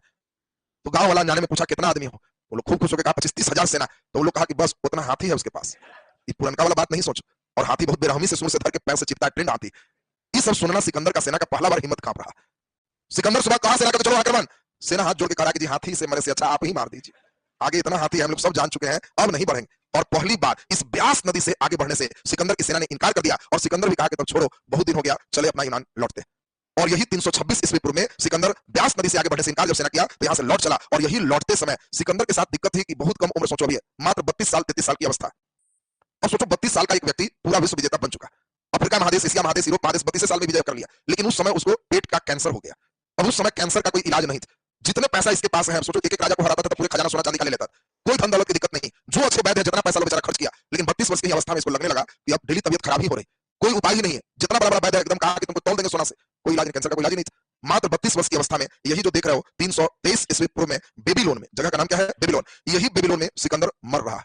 मरते समय कुछ लोग कहते हैं कि अपना सेनापति को बुलाया और कहा 3 काम कर देना, हम तो मर ही रहे, पहला जो ताबूत में बंद करना, तो मेरा दोनों हाथ बाहर निकाल के बांधना। जी हुजूर ऐसा क्यों? तो ताकि दुनिया देखे कि दुनिया जीतने वाला भी सिकंदर खाली हाथ जा रहा है, ऊपर ले हुए कुछ नहीं, दुनिया ही देख ले, ताबूत के बाहर मेरा हाथ रखना। फिर कहा कि दूसरा, तो कहा कि जब हमारा लाश ढोना तो आगे में जितना भी बड़े बड़े वैद्य लोग हैं उस सब वैद्य को रखना, एक दिन के जितना पैसा मांगे, कहा कि दिन भर में जितना कमाते हैं उसका 20 गुना, खाली आगे लाश के चलना है तुम। किस लिए? ताकि देख लो जब बुलाहटा ऊपर से आ गया निमंत्रण, तो इतना बड़ा बड़ा भी डॉक्टर कुछ नहीं करेगा, चाहे कितना पैसा रख लो, सिकंदर से ज्यादा पैसा कौन रखा है, ये लोगों के पास संदेश चला जाए। और तीसरा कहा कि जब हमारा लाश चलते रहेगा तो पीछे से सोना चांदी फेंकते रहना, क्यों? ताकि दुनिया देखे कि सब बेकार है, यही रहेगा, हम ऐसे ही जाए। और इसीलिए तुम देखता होगा इंडिया में भी प्रचलन ईरानी कल्चर, लाश जा रहा है तो पीछे से उठाया और पैसा फेंक रहा है कि सब बेकार है। ये अलग बात है, लुटे वाला अपना उसी में लगा हुआ, लुटे वाला भी एक वर्ग चलते रहता है, एक वर्ग चलता है कि मैं पैसा छिटा रहा है, तो एक वर्ग लुटने वाला, उसका संदेश है कि सब बेकार चीज। तो ये जो देख रहे हैं ये सिकंदर का बेबीलोन की मृत्यु यहाँ पे हो गई। अब यहाँ पे आप सभी लोग समझ गए तक्षशिला किस नदी के बीच है? सिंधु और झेलम, सिंधु और झेलम। यहाँ पे शिक्षा का महान केंद्र तक्षशिला विश्वविद्यालय है, यही एज ए प्रोफेसर चाणक्य पूछते रहे। ये तक्षशिला का शासक कौन है? अम्बी। पोरस का जो आक्रमण है कैकेय प्रदेश किस नदी के बीच है? झेलम और चिनाब नदी के बीच है। और पोरस के साथ जो लड़ाई हुई, लड़ाई का नाम हाइडे स्पीच का युद्ध है। इसमें 2 शहर बनाया गया, एक निकाया और एक बुकापेला। अब सिकंदर के मरने के बाद यहाँ पे यूनान जब आए तो कुछ तो प्रभाव यहाँ डाले। प्रभाव क्या रहा? सिकंदर अचानक मर गया 32 वर्ष की उम्र में, तो इसका सेनापति ही जो था इसके क्षेत्रों को आपस में बांट दिया। मौलिक काल में बताएंगे कहां पे कौन कौन है। निकोलस जो देख रहे हो कि इसमें इस साइड में जो पूरे क्षेत्र है, मेगास्थनीज किसका दूत?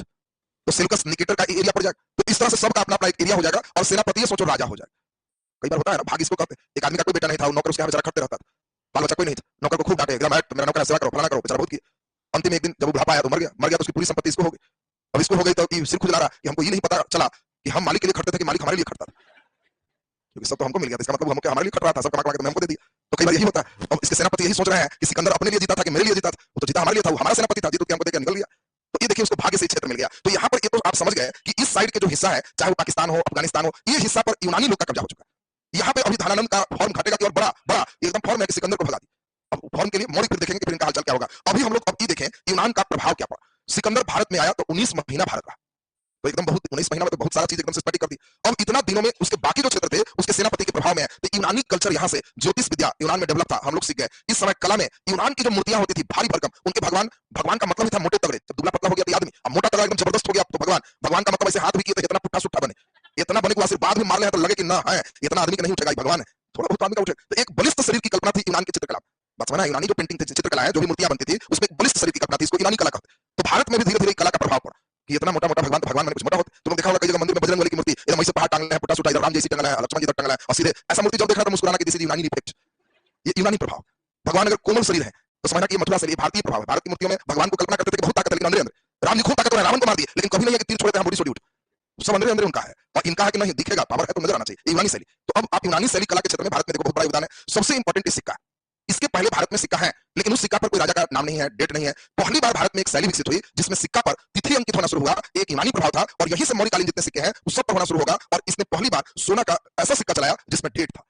इसके पहले सोना का सिक्का है लेकिन डेट फेट नहीं। इसीलिए आपसे क्वेश्चन आएगा कि सोना का सिक्का पहली बार किसने चलाया? यूनानियों।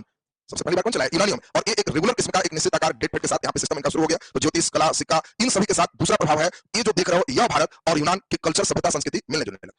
तुम्हारे गांव में प्रभाव किसी का कब्जा पे तो उसकी टोपी उसके सिस्टम में सब देख के तुम्हारी टोपी सब वैसा हो जाएगा। अब यूनानी का जो ड्रेस है अब यहाँ कब्जा करके रहने लगा तो इस आदमी भी देखा कि उसका ड्रेस तो कोई नहीं मार देगा, हमारा भी ड्रेस चले, तो थोड़ा दोनों मिश्रण होना तो स्वाभाविक बात होती है। तो दोनों की सभ्यता संस्कृति का मिश्रण होगा। अब यहाँ से सबसे इंपॉर्टेंट पार्ट हम लोग देखेंगे बौद्ध धर्म। ये देखो सबसे आज मेन इंपॉर्टेंट वर्क करना। सूत्र काल का मतलब होता है धर्म का काल। सूत्र मींस क्या होता है? धर्म। तो धर्म का काल, और इस समय केवल भारत ही नहीं सब जगहों पर धर्म बन रहे हैं। इसी काल में 6वीं सदी ईस्वी पूर्व में हमारे भारत में बौद्ध धर्म, जैन धर्म, आजीवक संप्रदाय, चीन में जाओगे तो वहां भी कन्फ्यूशियस के द्वारा नए धर्म चलाए। केवल यही नहीं रहा, पूरे वैश्विक स्तर पर धर्म का काल है और धर्म को ही हम लोग सूत्र कहते हैं। सूत्र मैथ के फार्मूला मत सोचना, ये सूत्र मींस क्या है? धर्म। तो ये धर्म का काल है और हम लोग इन धर्मों में सबके बारे में पढ़ेंगे। बौद्ध धर्म से शुरू कर रहे हैं। देखो गहराई स्तर बहुत ज्यादा जाएगा क्योंकि हम लोग धीरे धीरे इसमें जितनी गहराई स्तर का चीज है हम लोग सब चीज सुने, केवल हम लोग एक रखे हैं ताकि इसमें फास्ट स्टेप में सब चीज निकल सके। बौद्ध धर्म का संस्थापक कौन है? गौतम बुद्ध। बुद्ध के अन्य नाम क्या है? तो बुद्ध शाक्य कुल के हैं और ये ऋषि मुनि बन गए तो इनको शाक्य मुनि कहा गया। बुद्ध का बचपन का नाम क्या था? तो सिद्धार्थ है। इनके बचपन का नाम क्या है? सिद्धार्थ। बुद्ध को जब ज्ञान मिला तो इनको एकदम सही ज्ञान मिला, और सत्य है ज्ञान जिसका उसको तथागत कहते हैं। यहां से सब क्वेश्चन आएगा तुमको। बुद्ध का नाम तथागत था, इस तथागत का अर्थ होता है सत्य है ज्ञान जिसका उसको तथागत कहते हैं। तो तथागत का अर्थ भी समझ गए। बचपन का नाम बोलो क्या? सिद्धार्थ। शाक्य मुनि क्यों नाम पड़ा? क्योंकि शाक्य कुल में लोग राजा बनते थे और मुनि बन। अब बड़ा इंपॉर्टेंट, गौतम बुद्ध का जन्म 563 ईस्वी पूर्व में नेपाल के कपिल वस्तु के लुम्बिनी ग्राम में हुआ, जिसका आज का नाम रुक्मणमयी है।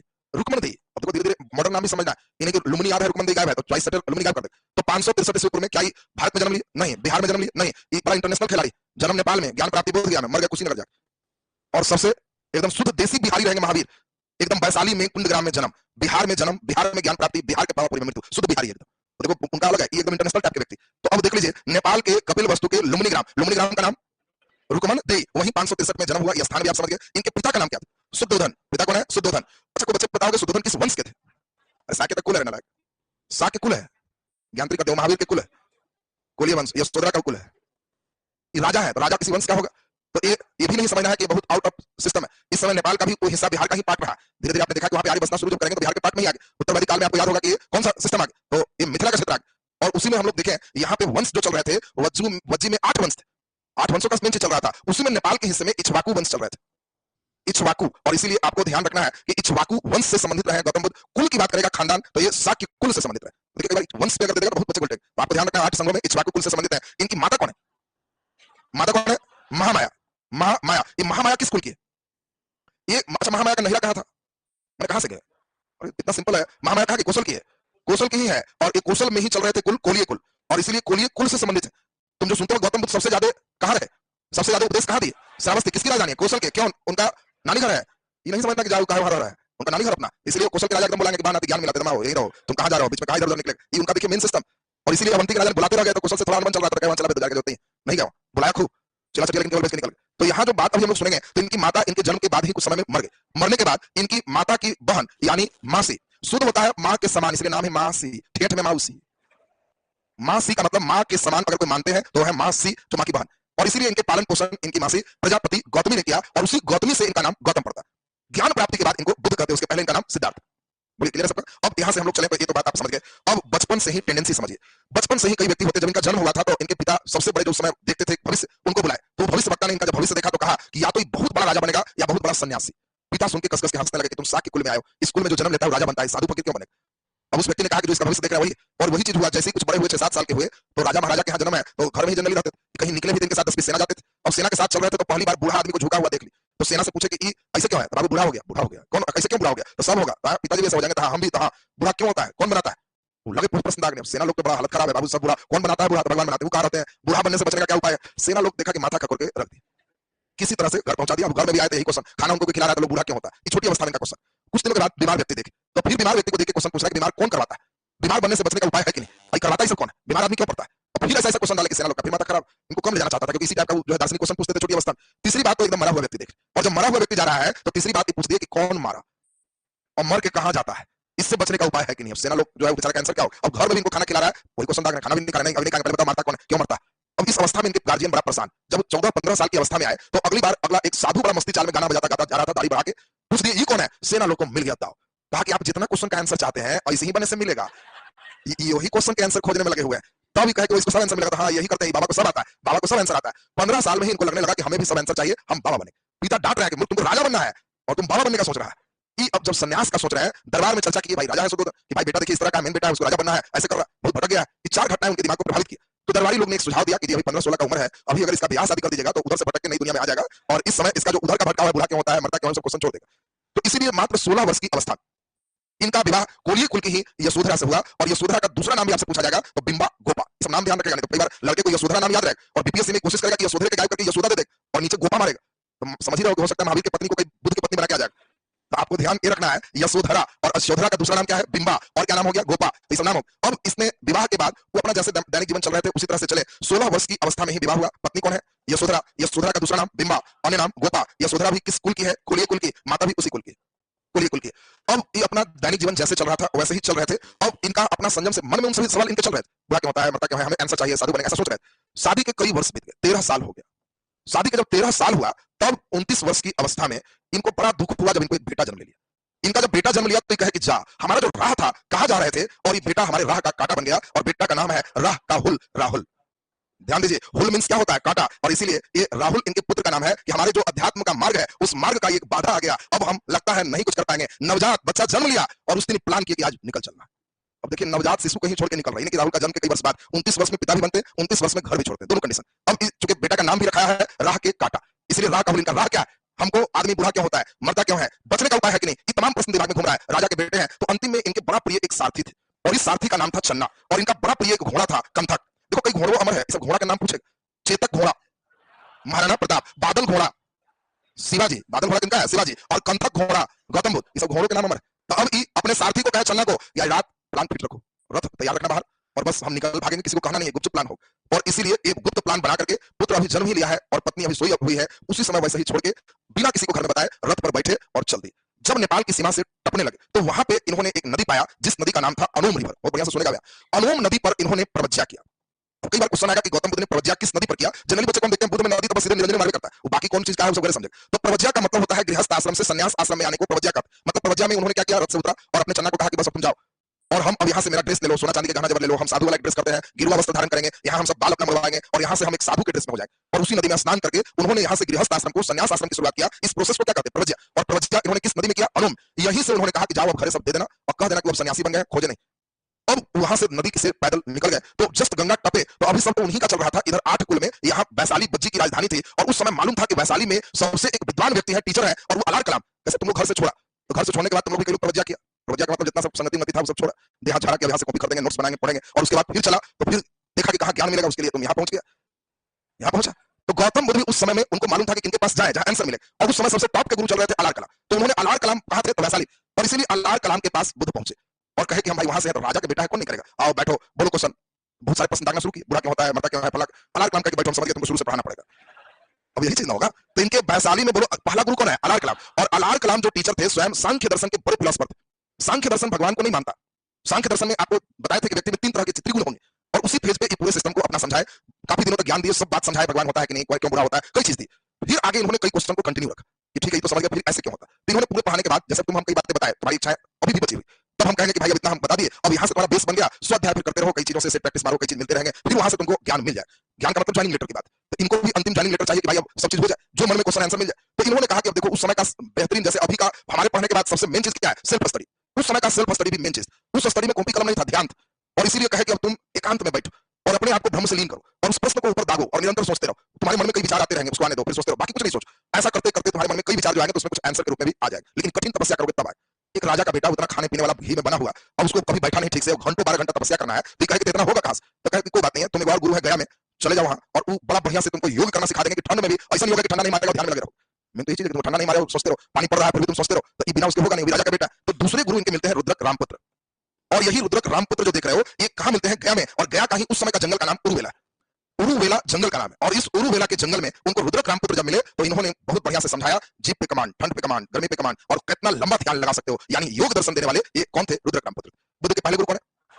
अलार कलाम। दूसरे गुरु रुद्रक रामपुत्र। अलार कलाम से कौन सा फिलॉसफी लिए? सांख्य दर्शन। और योग दर्शन रुद्रक रामपुत्र से। अब गौतम बुद्ध इसी उरुवेला के जंगल में, अब रुद्रक रामपुत्र इनको समझा के कहे कि देखो कई सीरियस चला, जहां तुम घर छोड़ा है तो तुमको सीरियस चला के पास भेजते, वहीं जाओ, वहां हमारा 5 चेला तपस्या कर रहा है, वहां तुम भी शामिल हो जाना। ये भी गए 5 जो चेला ध्यान में था, देखा इनको कहा कि हाँ तो गुरुजी भेजे, हम भी यहाँ के राजा का बेटा, हम भी ध्यान करेंगे। लोग कहा बहुत बढ़िया रहो, और रहना शुरू किया। तो ये लोग 5 मना किया कि सुनो, इस जंगल में कई महिलाएं आती रहती है, अगल बगल की गांव की महिलाएं खीर पूरी सब खाना लेके आती रहती है, किस लिए? ये सब साधु बाबा लोग खा लेंगे तो हमको भी पुण्य मिलेगा, लेकिन तुम सब नहीं खाना, क्योंकि अच्छा भोजन जहां कर लोगे तो ध्यान नहीं होगा, फिर तुम ध्यान नहीं कर पाओ। गौतम बुद्ध कहे कि अरे यार हम घर छोड़ के आए हैं, राजा का बेटा है, और हम ही सब एकदम ध्यान करेंगे, गुड ऐसा ही साथी चाहिए, सब लग जाओ। बड़ा बढ़िया से सब लोग लग गए। और देखिए बुद्ध के पास बड़ा स्थिति खराब। अब इधर तब तक कितना दिन में करते करते 4-5 साल हो गया, इधर 5 साल में उधर जो जन्म लिया था राहुल कुछ बड़ा हो गया। माता से क्वेश्चन पूछ रहा है, पापा कहाँ है? क्वेश्चन तो आएगा ना। और माता यशोधरा का एक दुख एक कवि ने बड़ा बढ़िया व्यक्त किया है कि यशोधरा को जब मालूम चला कि उस जंगल में तपस्या में है तो वहां अपने तो नहीं जा सकती थी, महिलाओं को निकलना होता नहीं था, तो एक दूत के माध्यम से चिट्ठी भेजवाई और चिट्ठी में लिखी, राहुल पल कर जैसे तैसे करने लगा प्रश्न कुछ ऐसे, मैं अबुध उत्तर दूं कैसे, आओ हो बनवासी, बुला रही है कि तुम आओ। गौतम बुद्ध के पास सोचो वैसा संदेश पहुंच रहा, फिर भी टिके हुए हैं कि नहीं हमको ज्ञान लेना। सोचो कैसा स्थिति है, वही है 1 जनवरी का मिलेंगे नहीं, देख लो क्या स्थिति है वो समझ ले, स्थिति पर ध्यान दे। ऐसे ही बुद्ध को थोड़े पढ़ रहा है, बुद्ध के पढ़ने के लिए क्या स्थिति है उस प्रसंग को सोचो। तो अब ध्यान दीजिए, अब यहाँ से बुद्ध तपस्या में लीन है, लेकिन है क्या सबसे बड़ी दिक्कत है, यहाँ खाना कहां से इतना रहा है। सब हंस तो लग रहे हैं, हंस के खत्म कर ले, लेकिन थोड़ा देर बाद अब यहाँ समझ में आए हैं सब लोग, थोड़ा भाग चलने वाला भी है। चलो अब समझो ध्यान से। अब यहाँ पे स्थिति है कि अब गौतम बुद्ध को लग रहा है कि भाई क्या करें, लेकिन उनको खाना पीना ठीक से नहीं मिला। जो आदमी राजा के यहाँ का है उसको यहाँ ऐसे घास पात मिले, फल फूल मिले, कितना बर्दाश्त हो। तो अंतिम में एक महिला सुजाता नाम की खीर और बड़ा बढ़िया बना के लाई, और गौतम बुद्ध एकदम ध्यान में थे। अंदर से उनका एक आवाज आया, ध्यान में ही तो ज्ञान मिलता है, तो उनको एक अंदर से ज्ञान आया कि बीना के तार को इतना नहीं तान दो कि टूट जाए, और इतना भी ढीला मत छोड़ दो कि बजे ही नहीं। तो गौतम बुद्ध का मतलब था कि इतना नहीं जिद करो कि भूख लगे, लेकिन हम पास करेंगे, चाहे जे हो जाए कि पराने छूट जाए भूख। इतना नहीं टाइट खींच दो कि लगे कि ना अब क्या सूत लेते हैं एक। देखो मध्यम मार्ग इसी को कहते हैं। यानी उन्होंने बाकी को जो देखा तो इनके अंदर ज्ञान वही था, जिद थी, नहीं हमको एकदम ज्ञान लेना है, खाना पीना नहीं ध्यान देना है, सुबह को फल मारे तुम लगे हुए हैं, फिर कोई कुछ लगे हुए हैं, तो फिर कई दिनों के बाद इनको ज्ञान अंदर से आ रहा है कि बिना का तार इतना मत टाइट करो कि टूट जाए, मतलब इतना मत भूख लगा कि मर जाओ, और इतना भी ढीला मत छोड़ो कि बजे नहीं, यानी इतना भी नहीं खींच देना है कि ध्यान खत्म हो जाए। तब इन्होंने अचानक आंख खोला, देखा सामने खीर बहुत टेस्टी है, अंदर से ज्ञान दूसरा मिला हुआ। देखे बाकी साथी लोग को तो कहे एकदम ध्यान में लगा है, तो कहे तो शॉर्टकट खींच लेते हैं, थोड़ा बहुत दिन हो गया, और इसीलिए वो जैसे ही खाने लगे एक साथी का ध्यान टूट गया, देखा खा रहा है, वो दूसरा का कहा देख, वो तीसरा का, पांचों साथी देखा कहा कि हाँ, लेकिन उन्होंने कुछ नहीं बोला, उस समय रहा। जैसे ही सुजाता गई, पांचों कहा कि भाई हाथ जोड़ते हैं, तुम या तो चले जाओ या हम ही लोग चले जाते हैं, तुम्हारे साथ स्टडी करेंगे तो ज्ञान नहीं मिलेगा, तुम अपने भी भट्टा बैठाओगे, ये सब देख के हम लोग का भी भट्टा बैठ जाए। गौतम बुद्ध कहे कि भाई इसमें भट्टा क्या बैठा है, हमको ज्ञान मिला है, कहा कि ज्ञान तुम्ही को मुबारक हो, हम लोग उसी तरह से रहेंगे और तुम्हारे साथ रहेंगे नहीं। एक जंगल हम चलते हैं बड़ा दूर, ऋषियों का जंगल है, उसको ऋषि पतन कहते हैं, उसको मृगापत कहते हैं, मृगापत का मतलब हिरणों का पद, उसमें हिरण रहते हैं, और ऋषि पतन बनारस में है, और बनारस का मतलब कौन सा महाजनपद, जल्दी बोलो काशी। देखो इसे क्वेश्चन आएगा, बुद्ध के ज्ञान प्राप्ति के बाद उन्होंने पहला बरसात कहाँ गुजारा। अभी ना सोच रहा है तुमको बरसात इसमें बिताया, बुद्ध ने अंतिम बरसात कहाँ बिताया तो मिजाज सही हो जाए, तो अंतिम बरसात में ढेर लोग अपने बह जाता है, तो इसीलिए अभी तो हम धीरे धीरे शुरू हो रही कहानी है, इसको अभी इतनी गहराई पे भेजेंगे लगने लगेगा बौद्ध धर्म में यूपीएससी का भी क्वेश्चन आएगा तुमसे बने। अब जरा ध्यान से समझिए कि पांचों उनसे हाथ जोड़ के कहा कि हम लोग चले ऋषि पतन, तुम्हारा मुबारक यही उरुबेला, और ये उरुबेला के जंगल में उन लोगों वहां बुद्ध को लगा कि कहीं गलती तो नहीं की, फिर लगा कि नहीं मध्यम मार्ग, हल्का खींचना खाना है लेकिन टाइट नहीं खींचना, और इसीलिए ध्यान भी कंटिन्यू करना, लगे हुए रहे। कई और घटनाएं होगी लेकिन थोड़ा लेट हो गया है आज, थोड़ा सिस्टम पता नहीं, थोड़ा आज हम या तो वक्त का थोड़ा 15 मिनट पता नहीं क्या विलंब चल रहा है, तो इसलिए फिजिक्स का भी क्लास भी करना जरूरी होगा, नहीं तो कई बच्चे फिर उसमें नए बैच में जुड़ते हैं फिजिक्स फाउंडेशन का। तो चलिए इसमें अगले दिन हम लोग पूरा मिजाज से सुने, हिस्ट्री में मेरा मन नहीं भर रहा है, मन भर एक दिन चाहिए 2-3 घंटा, तब लगेगा कि हाँ अब मिजाज हो गया, तो इसमें 1 जनवरी को रखते हैं, हाँ तब ठीक रहेगा। हाँ नहीं साहब देखो इतना बुद्ध के कविता गीत गाए रहे तो ना गाया है, क्या हो बनवासी, तो नहीं बिना बोले ले हम आगे बनवासी करता है। चलिए मॉडर्न हिस्ट्री का कहो ना, कल से मॉडर्न कर देते हैं, एंशिएंट छोड़ देते हैं, अब फिर मॉडर्न करेंगे तो अगला दिन लिखेगा कि एंशिएंट का भी ऐसा होगा, परेशान मत रहो।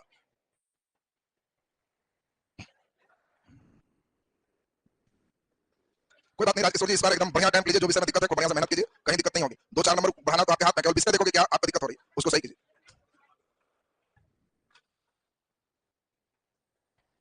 और किसी बच्चे को कोई दिक्कत, चलिए देखिए पेन का मजा आ गया, बहुत बढ़िया। ज्यादा पूछता है तो अंतिम में पढ़ेंगे, ज्यादा पूछता है तभी पढ़ के बुला जाएंगे, और ज्यादा पूछता है लिख रहे हो तो इतना बुद्धि तो हमको भी होगा ना। वैलिडिटी की चिंता में काला ना लाया करे, पढ़ो ना मूर्ख, जब तक परीक्षा नहीं खत्म होगा सब वैलिडिटी बढ़ते रहता है, बढ़ गया घट गया वीडियो गिनने में लगा तो पास करेगा। वैलिडिटी की चिंता बंद कर, वीडियो गिनना बंद कर, जो पहाड़ बस पढ़ने में ध्यान लगाओ, सब सही हो जाएगा। तुम लोग कई लड़का खाली वीडियो गिनेगा, कल 22 को था आज 23 हो गया, ये वीडियो का हुआ, हिसाब का दुकान खोल के बैठेगा तो दुकानदारी में चल जाएगा। अब सिर्फ और सिर्फ एक चीज ध्यान दो कि बस हमको कितना बढ़िया पढ़ रहे हैं उसको एकदम पूरा क्लियर हो जाए। बीपीएससी टीचर के लिए बस बहुत है, प्लस 2 भी करेगा तो इतना से काम चल जाएगा। चलिए बढ़िया, चलिए अभी हम लोग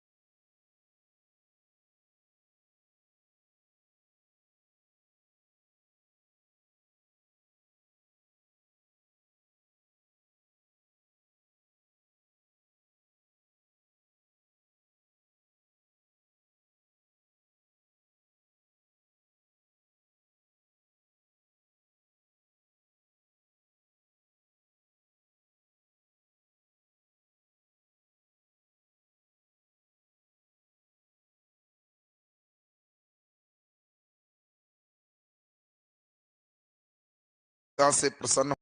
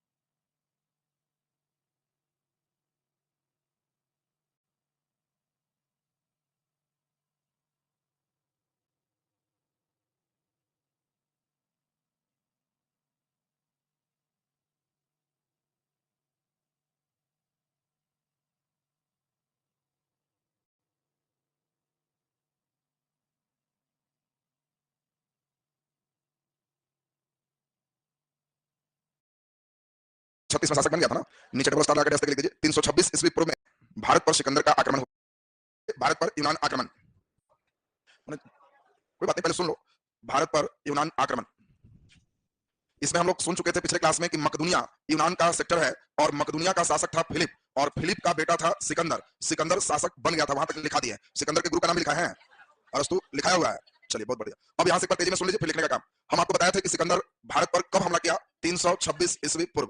आपको बताया था कि सिकंदर 336 राजा बनता है, लेकिन 3 दूना 6 भारत आता है। याद है सबको? इसमें जब भारत पर आक्रमण किया तो आप सभी को याद है कि इस समय तक्षशिला का राजा कौन था? आम्बी। तक्षशिला का राजा कौन है? आम्बी। और क्या आम्बी लड़ाई किया? नहीं, सिकंदर के साथ समझौता कर लिया। मेन इसकी लड़ाई आपको समझाए थे कि तक्षशिला किन दो नदियों के बीच था।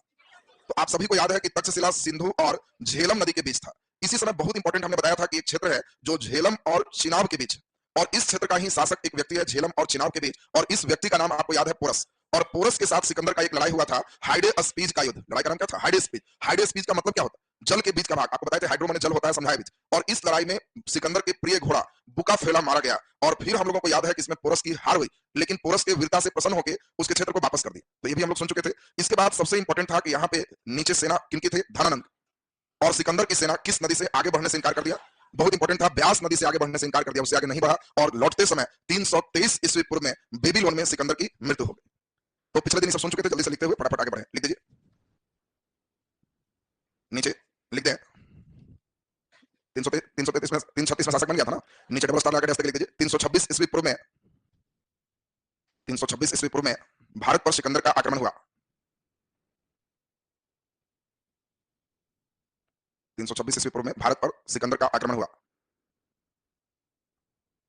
भारत पर सिकंदर का आक्रमण हुआ। नीचे डैश लिख दीजिए सिंधु और झेलम नदी के बीच, सिंधु और झेलम नदी के बीच तक्षशिला साम्राज्य था। सिंधु और झेलम नदी के बीच तक्षशिला साम्राज्य था। तक्षशिला साम्राज्य था, जहां के शासक आम्भी ने, जहां के शासक आम्भी ने सिकंदर की अधीनता स्वीकार किया। आम्भी ने सिकंदर की अधीनता स्वीकार किया। सिकंदर की अधीनता स्वीकार किया।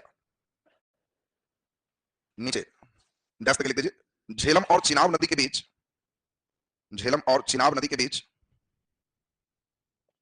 झेलम और चिनाब नदी के बीच पोरस का साम्राज्य था, पोरस का साम्राज्य था। नीचे डैश देखिए, सिकंदर और पोरस के बीच, सिकंदर और पोरस के बीच हाइडे स्पीज का युद्ध हुआ, हाइडे स्पीज का युद्ध हुआ, हाइडे स्पीज का युद्ध हुआ, जिसमें जिसमें पोरस की हार हुई, पोरस की हार हुई, परंतु सिकंदर ने,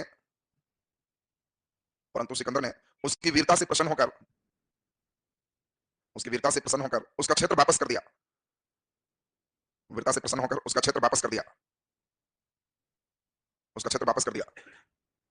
उसी में इस युद्ध में सिकंदर के प्रिय घोड़ा बुकाफेला मारा गया,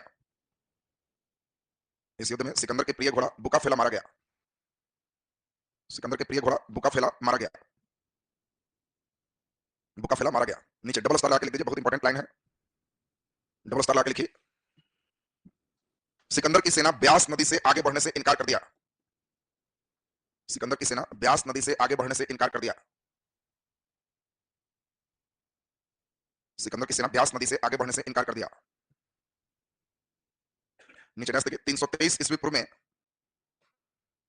323 ईस्वी पूर्व में बेबीलोन में सिकंदर की मृत्यु हो गई, बेबीलोन में सिकंदर की मृत्यु हो गई, बेबीलोन में सिकंदर की मृत्यु हो गई। हम लोग आने वाला रोड देखेंगे अलग होगा, जाने वाला रोड अलग होगा, क्योंकि हम लोग बताया था कि मिस्र से होकर के इसमें आने जाने वाला रोड उसका सेम नहीं है। इसमें दूसरा आपको दिखाएंगे, जब विश्व बाजार आप देखोगे तो हम लोग को मालूम है कि एक विश्व बाजार इसने मिस्र में बनाया था, और मिस्र में ही इसका एक विश्व बाजार है जिसका नाम क्या था, सिकंदरिया, सिकंदरिया। तो इसलिए रोड इसका दोनों रूट लाइन अलग अलग है, आने का भी जाने का भी। नीचे डबल स्टार लगा के डैश लिख दीजिए, डबल स्टार लगा के डैश लिख दीजिए। भारत में यूनान आक्रमण का, भारत में यूनान आक्रमण का प्रभाव, भारत में यूनान आक्रमण का प्रभाव, बोलो क्या इंपैक्ट पड़ा। तो आपको याद होगा पहला नंबर कि इसमें मूर्ति कला के क्षेत्र में एक नए शैली कौन सा था, गांधार शैली। यूनानों की शैली का नाम क्या है, गांधार। गांधार में पतले दुबले मूर्ति की भारी भरकम, भारी भरकम। दूसरा सबसे इंपॉर्टेंट सिक्का की बात चले, पहली बार यूनानियों ने ही अपने सिक्के पर सोना का सिक्का चलाया और राजा का नाम और तिथि अंकन प्रारंभ किया, जो आगे कंटिन्यू। तो ये दो मेन इंपैक्ट रहा, दोनों लिख दोगे। यूनान क्या लिखा, भारत में यूनान आक्रमण का प्रभाव, लिख दीजिए फर्स्ट नंबर, लिख दीजिए मूर्ति कला के क्षेत्र में गांधार शैली का उद्भव, मूर्ति कला के क्षेत्र में गांधार शैली का उद्भव। आगे आएगा तो उन्हीं का देन रहेगा, यूनान का ही। हम लोग सिकंदर का प्रभाव नहीं देख रहे हैं, यूनान का प्रभाव देख रहे हैं, ठीक है ना। गांधार शैली का उद्भव, ये अभी मूर्ति भारत में नहीं बन रही, ये भी बात ध्यान रखना, इनकी जस्ट मूर्ति बनाने लगना। मौर्य काल में भी मूर्ति नहीं है, मौर्योत्तर में जब देखोगे तो मूर्ति का निर्माण शुरू हो, इसलिए वहां सिकंदर शब्द नहीं है, यूनान का इंपैक्ट लिखा है, पिछला ईरान का इंपैक्ट लिखा है। दूसरा लिख दीजिए सेकंड नंबर देखिए, यूनानियों ने ही सर्वप्रथम, यूनानियों ने ही सर्वप्रथम, यूनानियों ने ही सर्वप्रथम सिक्के पर, सिक्के पर राजा का नाम और तिथि का अंकन करवाया, राजा का नाम और तिथि का अंकन करवाया, तिथि का अंकन करवाया। चलिए, तो अब इसमें आगे फिर आएगा, मौर्योत्तर में यूनान फिर आएंगे, वहां पे फिर इसको लिंकेज केवल हम जोड़ेंगे तो दोनों क्लियर होते चला जाएगा। हाँ, सोना, सोना का सिक्का पहली बार भारत में कौन चलाया, जो डेट के साथ था, तो आंसर कौन है, यूनान। इसके पहले भी सोना का सिक्का है लेकिन डेट का अंकित नहीं है। नीचे हेडिंग दे दीजिए। अब हम लोग इसमें पूरे धर्म की बात करेंगे, तो नीचे हेडिंग आप दे दे, महाजनपदकालीन धार्मिक जीवन, महाजनपदकालीन धार्मिक जीवन, महाजनपदकालीन धार्मिक जीवन, महाजनपदकालीन धार्मिक जीवन, धार्मिक जीवन। चलो बोर्ड पर सब खूब बढ़िया से सुनो, खूब बढ़िया से एक बार सुनते जाएंगे, फिर लिखने की क्रिया। हम लोग आज के क्लास में बौद्ध धर्म जीरो लेवल से चल रहे हैं, तो आपको मालूम है कि बौद्ध धर्म के संस्थापक कौन है, गौतम बुद्ध। इसके संस्थापक कौन है, गौतम बुद्ध। गौतम बुद्ध के बचपन का नाम क्या था, सिद्धार्थ। बुद्ध को ही दूसरा नाम क्या दिया गया, शाक्य मुनि। क्यों, क्योंकि ये शाक्य कुल के थे, इस कुल के लोग राजा बनते थे लेकिन ये मुनि बने, इसलिए इनको शाक्य मुनि कहे। जब इनको ज्ञान मिला तो इन्हीं का दूसरा नाम तथागत हुआ। तथागत का अर्थ क्या है, सत्य है, ज्ञान जिसका, उसी को हम लोग क्या कहते हैं, तथागत। तो ये तथागत हो गए। गौतम बुद्ध का जन्म आपको समझाए थे 563 ईस्वी पूर्व, नेपाल की तराई में स्थित कपिल वस्तु। और कपिल वस्तु का गांव कौन है, लुम्बिनी। इस लुम्बिनी का आजकल नाम क्या है, रुकमन देई, रुकमन देई। तो कई बार लुम्बिनी नहीं देखे रुकमन देई भी रह सकता है। तो ये स्थान भी देखिए। इनके पिता कौन थे, शुद्धोधन। गौतम बुद्ध के पिता कौन है, शुद्धोधन। किस कुल के, शाक्य कुल के हैं। ये किस वंश के हैं, यांत्रिक कर रहा है, किस वंश के हैं, इक्ष्वाकु वंश के हैं। गौतम बुद्ध का अगर वंश पूछेगा इक्ष्वाकु, कुल पूछेगा शाक्य। माता कौन है, महामाया। लेकिन महामाया की मृत्यु कुछ दिनों के बाद हो गई। पालन पोषण इनकी मासी है प्रजापति गौतमी, प्रजापति गौतमी ने किया। ये बताओ महामाया जो इनका पालन पोषण किए, ये किस कुल की थी, जल्दी बोलिए। कोलिय कुल की। एक कोलिय कुल की है, कौशल की है, तो कोलिय कुल की हो गई। और ये हम लोग पूरे बेसिक देखे, दूसरे स्टेप को भी देख लें तो हम लोग का क्लियर हो जाएगा। 4 दृश्य इन्होंने देखा जो हम लोग सुने थे पिछले क्लास में, जो इनको बहुत प्रभावित की। जब छोटे ही थे तो पहला दृश्य क्या देखे, बूढ़ा। क्यों बूढ़ा होता है, बूढ़ा बनने से रोकने के उपाय है कि नहीं। इन कौन बूढ़ा बनाता है, बीमार, मृत्यु, मरा हुआ व्यक्ति। और एक लास्ट था सन्यासी। साधु को जब देखे तो इनको लगा कि हम इसी भेष को धारण करेंगे और एक दिन इन सभी प्रश्नों का आंसर हम लाएंगे कि आदमी मरता क्यों।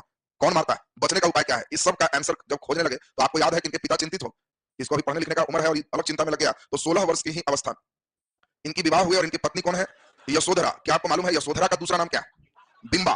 बिंबा इन्हीं का दूसरा नाम है गोपा। अब कई बार ऐसा हो सकता है, संभव है कि द्वितीय श्रेणी में आपको डायरेक्ट लड़के यशोधरा रटे रहता है और दे देगा कि गौतम बुद्ध की पत्नी थी, चॉइस ए यशोदा, महावीर की पत्नी है, बी में गोपा, सी में ऐसी तरह का प्रिय दर्शना और दो नाम और दे दी। अब लड़के क्या है, यशोदा मार के आएगा, बिंबा गोपा घर आके समझे। तो ध्यान रखना है कि ये दोनों है, ये भी कोली कुल की है। जब इस विवाह के बाद आपको याद है 29 वर्ष के जब ये हुए, यानी शादी के तुरंत बाद इनके संतान नहीं, 29 वर्ष के जब हुए तो इनके पुत्र हुए राहुल। और तब उन्होंने सोच लिया कि अब लगता है कि हमको उस क्वेश्चन का आंसर नहीं मिलेगा, इसलिए नवजात को ही छोड़ के जन्म हुआ और ये अपना बुद्धि लगाए और 29 वर्ष की अवस्था में ही इन्होंने गृह त्याग किया। तो पहले यहां तक लिखेंगे, फिर घर छोड़ने के बाद की कहानी एक बार चलेंगे। लिख दीजिए जल्दी हेडिंग, बौद्ध धर्म। 2 दिन में हम लोग बौद्ध धर्म देखेंगे, फिर उसके बाद जैन धर्म देखेंगे, फिर स्टेप पढ़ते जाए। नीचे लिख दीजिए बौद्ध धर्म, बौद्ध धर्म। नीचे लिख दीजिए संस्थापक, संस्थापक डैश देखिए गौतम बुद्ध, गौतम बुद्ध। नीचे लिख दीजिए जन्म 563 ईस्वी पूर्व, जन्म 563 ईस्वी पूर्व, कौमा देखिए नेपाल के तराई स्थित, नेपाल के तराई स्थित कपिल वस्तु के, नेपाल के तराई स्थित कपिल वस्तु के लुम्बिनी ग्राम, कपिल वस्तु के लुम्बिनी ग्राम, नेपाल के तराई स्थित कपिल वस्तु के लुम्बिनी ग्राम, ब्रैकेट में आधुनिक नाम रुकमंदी, आधुनिक नाम रुकमंदी, रुकमंदी। नीचे लिख दीजिए बचपन का नाम, बचपन का नाम सिद्धार्थ, बचपन का नाम सिद्धार्थ। अन्य नाम, अन्य नाम साक्य मुनि, साक्य मुनि और तथागत, साक्य मुनि और तथागत। तथागत का मतलब क्या है, ब्रैकेट में लिख दोगे सत्य है ज्ञान जिसका। कई बार तथागत का पूरा नाम आपसे पूछ सकता है कि तथागत का अर्थ क्या है, सत्य है नाम जिसका, ज्ञान जिसका, कोई सत्य है ज्ञान जिसका तथागत। चलिए नीचे लिख दीजिए पिता शुद्धोधन, पिता शुद्धोधन, पिता शुद्धोधन, कौमा माता महामाया, माता महामाया। नीचे पालन पोषण मौसी प्रजापति गौतमी, पालन पोषण मौसी प्रजापति गौतमी, प्रजापति गौतमी। लिख दीजिए वंश इक्ष्वाकु कुल शाक्य, वंश इक्ष्वाकु कुल शाक्य। वंश और कुल में दोनों में अंतर है, किस वंश के राजा चल रहे हैं अलग, और कुल जो है वो विवाह शादी के लिए ऋषियों के नाम से है, किस कुल के। वंश इक्ष्वाकु और कुल कौन है, शाक्य कुल। अगर कुल पूछेगा तो कौन हो गया, शाक्य कुल के। नीचे लिख दीजिए 16 वर्ष की अवस्था में, पहले ये दोनों ही कर लो, 16 वर्ष की अवस्था में विवाह, पत्नी यशोदा, यशोदा की यशोधरा, यशोधरा ब्रैकेट में बिंबा गोपा, पत्नी यशोधरा ब्रैकेट में बिंबा गोपा, बिंबा गोपा। नीचे डैश लिख दीजिए 29 वर्ष की अवस्था में पुत्र प्राप्ति, 29 वर्ष की अवस्था में पुत्र प्राप्ति, डैश देखिए राहुल, डैश देखिए राहुल। नीचे डैश लिख दीजिए 4 दृश्य जो इन्हें प्रभावित किया, 4 दृश्य जो इन्हें प्रभावित किया, 4 दृश्य जो इन्हें प्रभावित किया। पहला नंबर हो गया बूढ़ा, बूढ़ा, दूसरा बीमार, तीसरा मृत व्यक्ति, मृत व्यक्ति, और चौथा सन्यासी, मृत व्यक्ति और चौथा सन्यासी। चलिए ध्यान दीजिए, सभी लोग को बढ़िया से सुनना है। देखो ध्यान से सुनिए, कलम रखिए, पहले सुनते जाएं। इन्होंने पुत्र प्राप्ति के बाद 29 वर्ष की अवस्था में इन्होंने घर छोड़ दिया, और घर छोड़ना गृह त्याग को बौद्ध धर्म में महाभिनिष्क्रमण कहा जाता है। जब हम कहेंगे महाभिनिष्क्रमण तो आप कहोगे कि वो घर छोड़ने की घटना है, और कितने वर्ष की अवस्था में, 29। घर छोड़ने के लिए हाथी पर बैठ के गए कि पैदल की घोड़ा पर, तो घोड़ा पर, इसीलिए महाभिनिष्क्रमण गृह त्याग का प्रतीक आगे पढ़ेंगे घोड़ा बन जाए। क्यों, घोड़ा से ही घर छोड़े, और इसीलिए घोड़ा बौद्ध धर्म में कहीं भी नजर आए तो घोड़ा का मतलब होगा घर छोड़ने का वो सिंबल है, प्रतीक है। और इस घोड़ा का नाम क्या था, जल्दी बोलिए, कंथक। गौतम बुद्ध के घोड़ा का नाम कंथक। इस घोड़ा को चलाने वाला रथ सारथी चन्ना, और इसी के साथ घर में कुछ बिना बोले चल दी। और रास्ते में जब वो बाउंड्री क्रॉस किए, अपना कपिल वस्तु खत्म किए, नेपाल समाप्त किए, तो वहीं पर बॉर्डर पर उन्होंने प्रवज्या किया। और आपको समझाए थे प्रवज्या का मतलब है कि जहां गृहस्थ आश्रम के भेष से संन्यास आश्रम को ग्रहण करें, बाल छिलवाना, टीक रखना, इसके बाद पूरे गहना जेवर जो भी पहने हुए हैं त्याग देना, वस्त्र को गिरुआ वस्त्र धारण करना सब छोड़ देना, इसको प्रवज्या कहते हैं। तो गौतम बुद्ध किस नदी में प्रवज्या की, तो इस नदी का नाम क्या है, अनोम रिवर, नेपाल में ही। और अनोम रिवर में इन्होंने सन्यासी का भेष धारण किया, सब चीज सोना चांदी का जेवर जितना है सब दे दिए, राजकीय ड्रेस त्याग दिए, बाल वगैरह छिलवाए, और सारथी को कहा कि अब तुम जाओ, हम अब देख लेंगे। उसके बाद इन्होंने गुरु की तलाश किया, तो पहला गुरु बिहार में ही मिला, वैशाली। और बुद्ध के पहले गुरु कौन थे, अलार कलाम। और ये अलार कलाम बुद्ध के पहले गुरु हैं, जो कहां थे, वैशाली। और इन्होंने बुद्ध को सांख्य दर्शन दिया। सांख्य दर्शन के प्रतिपादक कपिल मुनि है, पहले से फिलॉसफी चलो, लेकिन उस फिलॉसफी को मेन रूप से व्याख्या करने वाला है अलार कलाम। और इन्होंने पूरे समझाया कि भगवान होते हैं कि नहीं, आत्मा होते हैं कि नहीं, व्यक्ति क्यों मरता है, मारने वाला कौन है, मरने से बचने का उपाय है कि नहीं, सब समझाया। फिर भी जब कई प्रश्न इनके मन में रह गया तो अलार कलाम ने कहा कि अब स्टडी हमारी ओर से होगी, अब तुम स्वाध्याय करो। और उस समय का स्वाध्याय था कि पेड़ के किनारे तपस्या में लो। ये थे राजे घराने के व्यक्ति। अब राजा के व्यक्ति 10 घंटा बैठ के तपस्या भूखे प्यासे कैसे करें, तो इसीलिए तपस्या के लिए इनको योग दर्शन के लिए गया में चले गए, उरुवेला। और यहीं पर उनको एक फिर गुरु मिले, रुद्रक रामपुत्र। और रुद्रक रामपुत्र ने गौतम बुद्ध को योग दर्शन दिया, कैसे लंबे योग से साधना कर सकते हो जिसमें तुम कड़ाके के ठंड में भी खुले बदन हो, ठंड नहीं लगे। उसके लिए योग है, वो योग नहीं करेगा तो ठंड है तो मालूम चला कि उसको रजाई लेकर घुसा रहेगा, बैठा रहेगा, तो तपस्या कैसे हो। तो सारे योग को उन्होंने सिखाया और कहा कि जाओ हमारा इसमें ऐसे योग करना, और हमारा कई शिष्य लोग वहीं उरुबेला में तपस्या में लगा हुआ है, तुम जैसे जो सीरियस कैंडिडेट है वहीं तपस्या में। ये भी उसी सीरियस कैंडिडेट में गए, उन लोग को पांचों को बताया, देखे कि बड़ा तपस्या में है, कंडली वगैरह थे। ये कहे कि हम भी आए हैं, गुरुजी भेजे हैं, कहा ठीक है भाई आया है ठीक, लेकिन तपस्या में डिस्टर्बेंस नहीं करना, हम लोग घर छोड़े हुए। ये कहे कि हम भी राजा का बेटा है, एक्सेप्ट कर लिया। लेकिन उन लोग पहले ही समझाया था कि इस जंगल में कई महिलाएं आते रहते हैं, घर से खीर पूरी सब बनवाते हैं, लाते हैं, और उनको लगता है कि साधु ऋषि खाएंगे तो हमको पुण्य मिलेगा। लेकिन हम लोग को कभी भी भोजन सब नहीं करना, फल फूल खा के तब तपस्या हो। गुरुजी समझाया है कि बढ़िया भोजन करके तपस्या नहीं हो सकता। गौतम बुद्ध कहे कि यार हमको समझा रहा, हम तो खुद घर छोड़े हुए, हम तुम लोग से ज्यादा कठोर तपस्या करेंगे, कुछ नहीं खाएं। और यही आपको याद है कि जब कठोर तपस्या में वहां बैठ गए तो 2 दिन नहीं खाए, 4 दिन नहीं खाए, पत्ता खा के रहे, फल खा के रहे, अंतिम में कहे कि हमारे अंदर से एक ज्ञान मिले। और ज्ञान था, याद है ना, बीना के तार को इतना मत तानो कि टूट जाए, और इतना ढीला भी मत छोड़ो कि बजे ही नहीं। मतलब शरीर को इतना भी भूखे मत रखो तपस्या के नाम पर कि घुलट जाओ, और इतना भी नहीं खींच दो कि नींद आज। बात समझिए, तुम लोग को भी यही चीज है। कई लड़के सोचता है कि आज पढ़ेंगे, लेकिन वो इतना टाइट तान ही देता है, इतना दूर तक खींच देता है, और उसके बाद सोचता है ना सवेरे पढ़ेंगे, हो गया। और कई बार टाइट हुआ तो एकदम आज खाने नहीं खाएंगे, फिर भूखे बेचारा घुलट जाता है। तो इसीलिए कह रहा है कि नहीं, मध्यम मार्ग। और तब ही कहे कि नहीं, इतना कष्ट करके और ज्ञान प्राप्ति नहीं होगा, भूखे रहे ये करें, मर ही जाएंगे तो ज्ञान क्या मिले। और उसी बीच उन्होंने जब आंख खोला तो एक महिला थी, सुजाता, और सुजाता नामक जो महिला है वो खीर लाई हुई थी। गौतम बुद्ध देखे, देखो गला टपकने लगा खीर के नाम से, ध्यान दे इधर, सब तो खीरे पूरी में एकदम चट्टन पे जो है पूरा ध्यान इधर दे रहा। तो अब ध्यान दीजिए, अब सुजाता जब खीर लाई तो गौतम बुद्ध अपना तपस्या देखे कि बाकी साथी लोग पांचों एकदम तपस्या में, कहे तुम लोग लगे रहो, हमको ज्ञान मिला, हम ज्यादा टाइट नहीं खींचेंगे, बीच बीच में हम खीर पूरी खींचते रहेंगे। और वही गौतम बुद्ध आके खीर सुजाता का ग्रहण की। जब खीर खाते उन लोग देख लिया, अचानक एक कान टूटा, दूसरा को दिखवाया, तीसरा को दिखवाया, उन लोग उस समय कुछ नहीं बोला। जैसे ही सुजाता गई, कहा भाई माफ करो, तुम्हारे फेर में हम लोग बर्बाद हो जाएंगे, घर द्वार छोड़े हैं, तुम रहो आराम से यहीं, हम लोग चलते हैं। इस समय मृग शिखावन है, जहां जंगलों में पूरे हिरण ही रहते हैं, और वही है जहां पे हम अब अपना ज्ञान करेंगे, यूपी बनारस, काशी में जाएंगे। और वही बनारस चले तो पांचों यहां से कमंडल उठाया, बनारस के जंगल चला गया। बुद्ध को कह के गया कि तुमको तो जिंदगी भर ज्ञान नहीं मिले, तुम जो सोच रहा है ना, ये खा करके ज्ञान नहीं मिलता है, और हम लोग देखो चलते हैं, देख लेना हम लोग को ज्ञान मिले। ये कह के साथी निकल। अब एक कठोर तपस्या में लग गए, लेकिन इनका रूटीन रहा कि कभी कभी बीच में स्वादिष्ट भोजन खींचते हुए, ज्यादा बहुत कष्ट नहीं करना है, और इतना भी नहीं करना है कि दिक्कत हो। 6 वर्ष के कठोर तपस्या की, 1-2 साल नहीं, 6 साल तक कठोर तपस्या। और 6 साल के कठोर तपस्या के बाद अचानक, एक ध्यान रखना, वैशाख पूर्णिमा बौद्ध धर्म में बहुत इंपॉर्टेंट है, कारण बुद्ध का जन्म भी वैशाख पूर्णिमा को, ज्ञान प्राप्ति भी वैशाख पूर्णिमा को है, और मृत्यु भी वैशाख पूर्णिमा को है, इसलिए वैशाख पूर्णिमा को बुद्ध पूर्णिमा का। हाँ, तो इसलिए ध्यान रखना, बुद्ध पूर्णिमा का जब कभी भी कहेंगे तो समझना कि कब है, वैशाख पूर्णिमा। तो ये पूर्णिमा की रात थी, चांदनी एकदम पूरे चारों तरफ से बिखरे हुए थे, और उस समय अब इनकी अवस्था 35 वर्ष की हो चुकी थी, घर छोड़े हुए 6 साल। तुम लोग को तो घर छोड़े हुए कई लड़का का 2-3 साल हुआ, तो तुम लोग अब देख लो, बुद्ध से 6 साल घर छोड़े, गृह त्याग, और सोचे हैं ज्ञान प्राप्ति करके ही रहे। और यही जो बोध गया आप देख रहे हो, इसी बोध गया में नदी का नाम है निरंजना।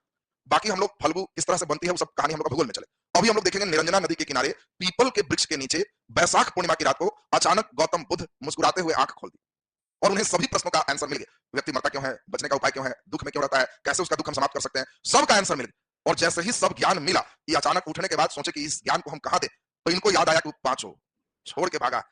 उन लोग को पहले चेक करते हैं, मिला कि नहीं, हमको बोल के गया था कि तुमको कभी, अब तुमको कोई साथी बोल के जाएगा कि तुम्हारा रूम खाली कर रहा है, तुम्हारा नौकरी नहीं लगेगा, और तुम एकदम पढ़ता नहीं है, तो तुमको जैसी ज्वाइनिंग लेटर आएगा तो सबसे पहले उसी को व्हाट्सअप करोगे। आजकल जाने का समय नहीं रहता है, पहले कहोगे ठहरो, उसी को व्हाट्सअप कर देते। बुद्ध भी उसी प्रकार से ज्ञान प्राप्ति इनका है, बोध गया, लेकिन पहला सोचते हैं कि उन पांचों के पास चलते हैं और मिलते हैं उन पांचों से। वो पांचों अभी कहां हैं, तो यही है बनारस में, जगह का नाम क्या है, ऋषिपतन। ऋषिपतन बनारस का वो जंगल, और इसी ऋषिपतन का एड्रेस कहां है, सारनाथ। सारनाथ का मतलब कहां है, वाराणसी। वाराणसी का मतलब कहां है, काशी। काशी पहुंचे। तो इसीलिए देखिए, यहां से काशी पहुंचे, सारनाथ में ऋषिपतन को ही मृगदाव कहते हैं। मृगदाव का मतलब हिरन वाला जंगल, वहां काफी हिरन, उसी में वो पांचों वहां पहुंचे थे। एड्रेस बता के गए थे। गौतम बुद्ध यहां से सीधे यही सारनाथ पहुंचे, और वहां पहुंचने के बाद उन लोग देखा, इनको कहा गया तुम फिर यहाँ आ गया। उन लोग तो फिर हड़का कि हमको यहाँ भी डिस्टर्ब करे, लेकिन बुद्ध कहे कि हमको सब ज्ञान मिल गया, मैं चाहता हूँ पहला शिष्य तुम ही लोग को बनाओ। उन लोग कहा क्या ज्ञान मिल गया, उन लोग तो इनसे बात किया था, तो नॉलेज टेस्ट पहले से मालूम था। कहा ठीक है, तो क्वेश्चन पूछते हैं। तो इन्होंने कहा ऐसे नहीं, शिष्य बनो, बैठो नीचे, हम ऊपर और बैठ रहे हैं, तुम लोग अपना अपना क्वेश्चन लाओ और हम फिर सुनाते हैं। उन लोग क्वेश्चन आगे बोलना शुरू किए, क्यों मरता है, दुख से क्या उपाय बचने का है। जब ये बोलना शुरू किए तो उन लोग पैर धर लिया कि सही में इसको ज्ञान आ गया, इतना तेज नहीं था, हम लोग देखे हुए। और इसीलिए उन लोग पहला शिष्य बना। तो गौतम बुद्ध के ज्ञान को मिलना, शब्दों पर ध्यान देना, गौतम बुद्ध के ज्ञान को मिलना निर्वाण कहलाता है, और यहीं से वो ज्ञानी हो गए, बुद्धि आया, यहीं से इनको बुद्ध कहते हैं। और मासी का नाम प्रजापति गौतमी से गौतम बुद्ध कहलाए, इसके पहले वो सिद्धार्थ कहला रहे थे। ज्ञान प्राप्ति के बाद इनका नाम बुद्ध, और मासी के नाम से गौतम बुद्ध, और इसके पहले हमेशा नाम सिद्धार्थ चल रहा है। बौद्ध धर्म में ज्ञान प्राप्ति को ही हम लोग क्या कहते हैं, निर्वाण। निर्वाण मीन, और ये जो पहला उपदेश दिए कहा, सारनाथ। कई लड़के सारनाथ याद रखता है, हो सकता है सारनाथ हटा के मृगदाव दे देगा, तो समझ रहे हो सेटर कितना बड़ा दाव खेल गया। मत समझ रहा, तुम्हारे एग्जाम में कोई बहुत बड़ी बात नहीं है, बीपीएससी के लेवल में, यूपीएससी लेवल में दे सकता है, बाकी छोटकन में तंग नहीं करेगा। छोटकन में सब दाव खेल लिया तो बेचारा भुलट जाएगा। तो आपको ध्यान रखना है कि सारनाथ नहीं देकर ऋषिपतन भी देगा, यही होगा। और इसमें आपको ध्यान रखना है कि इस घटना को धर्म चक्र परिवर्तन कहते हैं। इस घटना का नाम क्या है, धर्म चक्र परिवर्तन। जब हम बोले धर्म चक्र परिवर्तन, तो आप कहना कि ये प्रथम उपदेश की बात है, ज्ञान प्राप्ति नहीं। ज्ञान प्राप्ति को क्या कहेंगे, निर्वाण। जब वो ज्ञान प्राप्त करके उठे तो उनमें इतनी एनर्जी थी कि जहां तपस्या कर रहे थे उस पत्थर पर पैर रखे तो वो भी वहां दब गया। उनके पैर के निशान बन, आज भी बोधगया जाएंगे तो वहां पैर के निशान है वहां, और इसीलिए पद चिन्ह को निर्माण का संकेत था, उनके पैर का चिन्ह सिंबल है कि उनको ज्ञान मिल चुका है। अब बहुत इंपॉर्टेंट है क्वेश्चन आएगा, ज्ञान प्राप्ति के बाद गौतम बुद्ध सबसे पहले किस महाजनपद में गए? तो काशी महाजनपद है, काशी बनारस है, इतना सारनाथ सारनाथ पड़ रहा है, बनारस बनारस कर रहा है, और जान के आपसे क्वेश्चन सेटर थोड़ा स्पिन कराया और क्वेश्चन देगा ज्ञान प्राप्ति के बाद बुद्ध सबसे पहले किस महाजनपद में गए? तो काशी महाजनपद में गए, उन्होंने पहला उपदेश वहां दिया, और सबसे अधिक समय कहां बिताया? तो एक कोसल महाजनपद में बिताए, और कोसल महाजनपद इनका नानी घर भी था, ससुराली भी था, और इसीलिए कोसल महाजनपद में इनका खूब आदर सत्कार हुआ, सबसे अधिक समय तक कोसल में रहे, सबसे ज्यादा उपदेश भी कहां दी? कोसल की ही राजधानी कहां है? श्रावस्ती, ये सबसे ज्यादा उपदेश भी यहां दिए। अंतिम उपदेश किसको दी? तो एक व्यक्ति है सुभाष, क्या कोई बच्चे बता सकते हो अंतिम उपदेश किस महाजनपद में दी? कुशीनगर में दी। तो इन्होंने अपना अंतिम उपदेश वैशाली में ही दिया, और ये सुभक्ष इनका अंतिम चला है, वैशाली में ही अंतिम उपदेश दी। अब दूसरा सबसे इंपॉर्टेंट चीज अब समझें, बुद्ध को जो ज्ञान मिला उस पे कितने ज्ञानी थे वो समझो। कई कई लोग बड़ा नामी थे उसको सुधारे हैं, जिसमें एक है अंगुलीमाल डाकू, वो जंगल में ही, घना जंगल में रहता था, और उसकी ड्यूटी थी कि डेली उसका रूटीन था कि कम से कम एक माला काट के कंटिन्यू कर ले, व्यक्ति को मारता था, उसकी एक उंगली काट के अपना माला बना के गला में रखता था, शाम होते होते फुल माला होना चाहिए, और जंगल में बड़ा बढ़िया वो एकदम उंगली माल इसका नाम था कि उंगली काट के माला बनाने वाला। अब उस जंगल में डर से कोई नहीं जाते थे, क्योंकि सब जानते थे कि वो भेंट होगा, मतलब मार के उंगली का माला बना के लटकाए, उसका आदत जैसा है। अब वो डर से कोई जंगल में नहीं जा रहा है, उंगली माल खेले बोलता था कि कौन है, अगला समझ जाता था कि हम तो गए, इतना थरथराते देखता था, पकड़ के मार के माला पहनते रहता। अब आपसे क्वेश्चन है, उंगली माल डाकू किस जंगल में रहता था? मगध के जंगल में। तुम्हारे लिए खाली उंगली माल नहीं है, तुम्हारे लिए है कि वो कहां, आपका एक स्टेप चलेगा कि उंगली माल कहां के जंगल में था? कोसल के जंगल में था, काशी के जंगल में था, मगध के जंगल में था, राजगीर के जंगल में था। राजगीर वाला में होगा तो नालायक हो, कोसल जंगल में बात चल रही है, बात समझ गए? जानता है सेटर ना कि पक्का राजगीर जंगल मारेगा और पक्का लड्डू नंबर आएगा इसको। राजगीर जंगल में इन्होंने अपने सबसे ज्यादा समय कोसल में बिताया, और कोसल में ही जब सब लोग दहशत में आ गए कि इस जंगल के आसपास से जब हम जाते हैं तो उसमें ये निश्चित मार देता है, चारों तरफ डर है, तो राजा भी कोसल के कहे कि कैसे उंगली माल को ठीक किया जाए। बुद्ध कहे कि ठीक है हम जाते हैं, सब रोक रहा है कि नहीं मत जाइए, पकड़ लिया मैंने मार दे। और बुद्ध इसी जंगल में अपना जब गुजर रहे थे, उंगली माल इनको भी देख लिया और बोला ठहर जा। पहला व्यक्ति उंगली माल गौतम बुद्ध को देखा जिसको ठहर जा कहने पर मुस्कुरा रहा था। इसके पहले तो ठहर जा मैंने उसका बेचारा का पूरा धड़कन ठहर जाता था।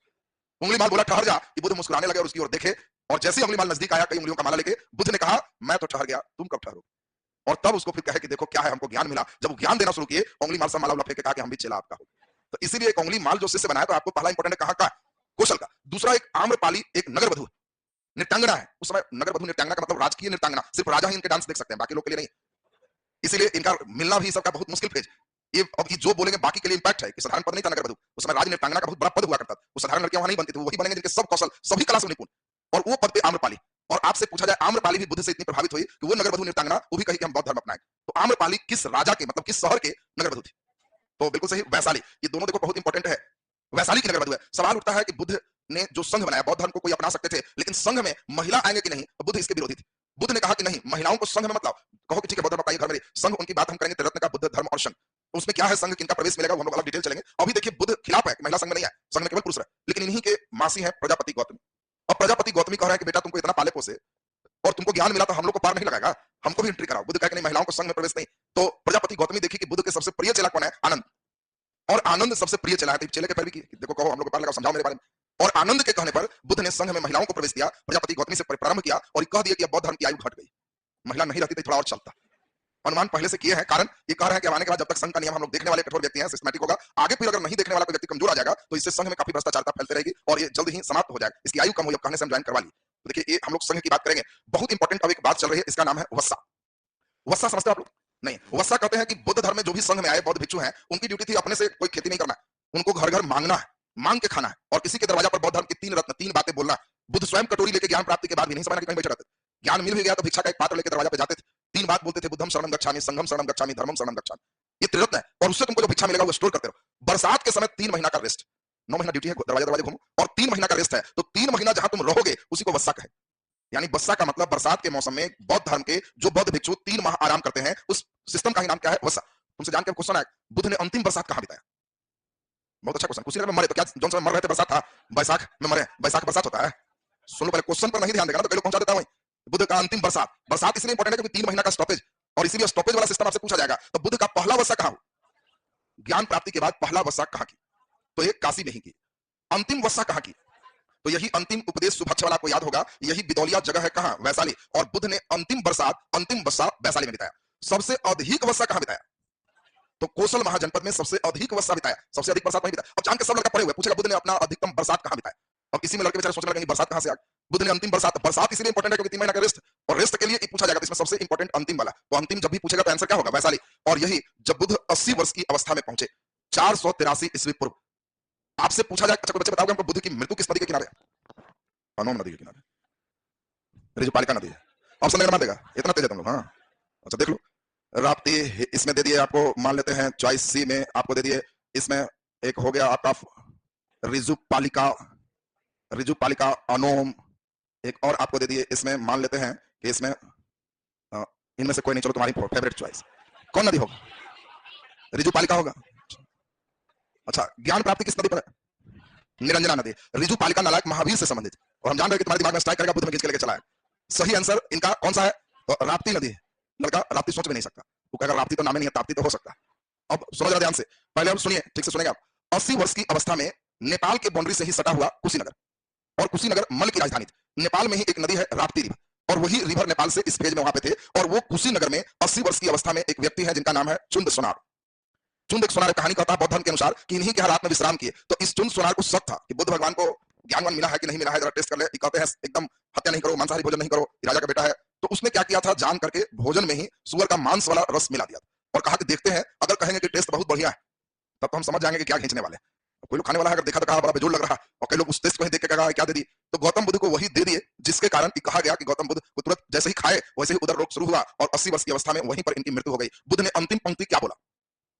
अब धीरे धीरे क्वेश्चन का लेवल जानते हो, टीचर वाला जानते हो क्या बदमाशी किया? चंद्रयान खाली उतारा नहीं, कहा कि जब लैंडर उतरा तो क्या संदेश दिया। तो मिजाज सही कर दिया। यहाँ विक्रम और जो है ना लड़का प्रज्ञान से आगे है का, अब वो कहा उतर के, तुमको लग रहा है क्वेश्चन नहीं पूछ सकते, अभी का लेवल चल रहा है। बीपीएससी का वर्तमान लेवल यही चल रहा है। बीपीएससी का जो सेटर है ना, यहाँ तक तरंग को छेड़ रहा है। हाँ, बिहार दरोगा वाला में सेटर उतनी बुद्धि नहीं रख रहा है, वो लोग का सेटर नॉर्मल बेस का है। नॉर्मल बेस का सेटर उसको बता दिया जाता है कि क्वेश्चन नहीं देते हैं, देख लीजिए क्वेश्चन को देख के सेट कीजिए, तो लगभग लगभग वही रखता है। 5-6 क्वेश्चन वही वाला कॉपी चॉइस सहित कर देता है, और बाकी कुछ कुछ क्वेश्चन अपना चेंज किए। बाकी बीपीएससी का जो ट्रेन है ना बहुत स्मार्ट, उनके ट्रेन में जो बच्चे एकदम स्मार्ट स्टडी किया है तो सही है, नहीं तो जान के दे देगा। बुद्ध का मृत्यु समय अंतिम वाक्य क्या था?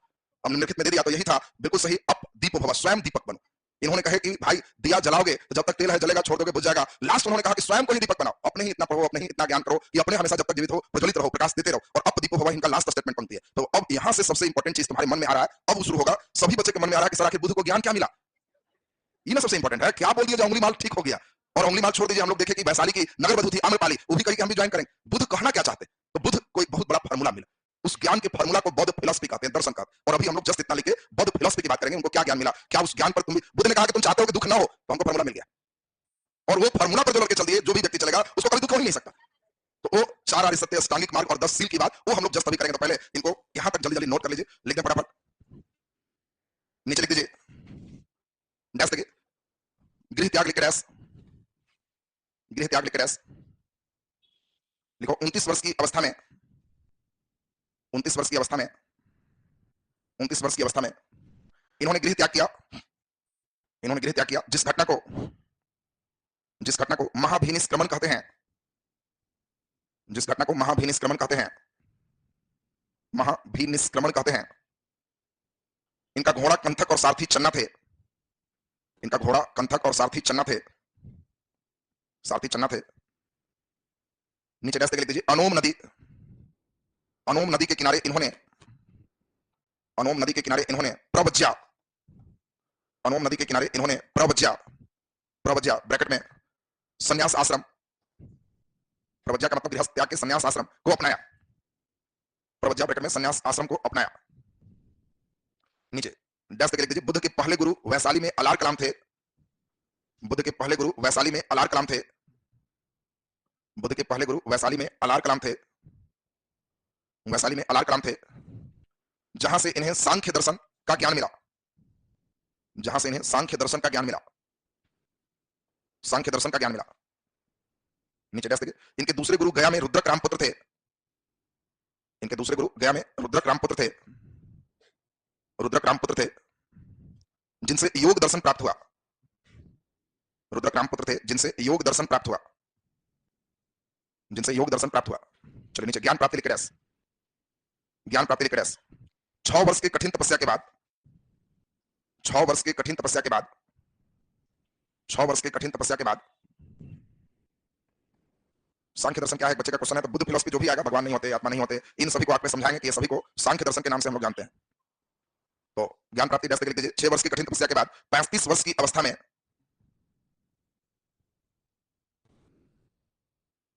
35 वर्ष की अवस्था में निरंजना नदी के किनारे, निरंजना नदी के किनारे पीपल वृक्ष के नीचे, पीपल वृक्ष के नीचे ज्ञान प्राप्ति हुआ जिसे निर्वाण कहा गया। पीपल वृक्ष के नीचे ज्ञान प्राप्ति हुआ जिसे निर्वाण कहा गया, जिसे निर्वाण कहा गया। नीचे लिख दीजिए प्रथम उपदेश लिख के डैश। निर्वाण का मतलब हो गया हाँ भाई महाज्ञान माने पूरे मुक्ति, सब चीज में जन्म मरण से छुट्टी। जबकि जैन धर्म में पढ़ोगे निर्वाण मृत्यु है, दोनों में डिफरेंस समझाएंगे। प्रथम उपदेश डैश लिख दीजिए। बोलो प्रथम उपदेश कहां दिए? सारनाथ। लिख दीजिए सारनाथ। सारनाथ के ऋषि पतन ब्रैकेट में मृगदाव, मृगदाव भी इंपॉर्टेंट ध्यान रखना। सारनाथ के ऋषि पतन ब्रैकेट में मृगदाव, मृगदाव में दिए जिसे धर्म चक्र परिवर्तन कहे। मृगदाव में दिए जिसे धर्म चक्र परिवर्तन कहे। मृगदाव में दिए जिसे धर्म चक्र परिवर्तन कहे। धर्म चक्र परिवर्तन कहे। चलिए नीचे डैश लिख दो। बुद्ध ने अपना अंतिम बरसात, बुद्ध ने अपना अंतिम बरसात ब्रैकेट में बस्सा, बस्सा में कितने महीने रहते थे? 3 महीने। एक बच्चे पूछ रहे कि 3 महीना करते क्या थे? तो रेस्ट, आराम करना, वहां पे चिंतन करना है, मनन करना है, क्योंकि बरसात में इधर उधर हम लोग भिक्षा के लिए नहीं जा सकते।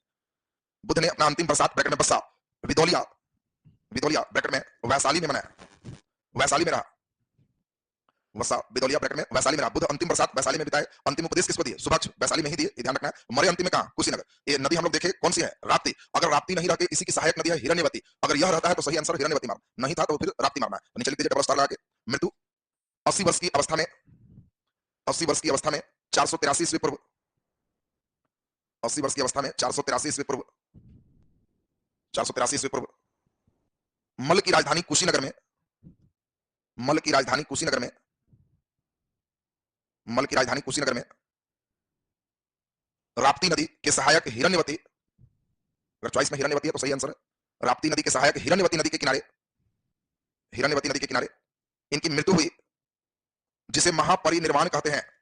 इनकी मृत्यु का नाम महापरिनिर्वाण है। इनकी मृत्यु हुई जिसे महापरिनिर्वाण कहते हैं, जिसे महापरिनिर्वाण कहते हैं, महापरिनिर्वाण कहते हैं। अब सबसे इंटरेस्टेड पार्ट आ गया। अभी तक हम लोग देख रहे थे बुद्ध का जन्म, विवाह, ज्ञान प्राप्ति, सब चीज। सबसे बड़ा सवाल है ज्ञान क्या मिला? तो नीचे हेडिंग दो बौद्ध दर्शन। अब फिलॉसफी चलेंगे, क्या ज्ञान मिला है? बौद्ध दर्शन। जिन बच्चों के मन में सांख्य दर्शन क्या है, इस दर्शन से तुम सांख्य दर्शन को समझो।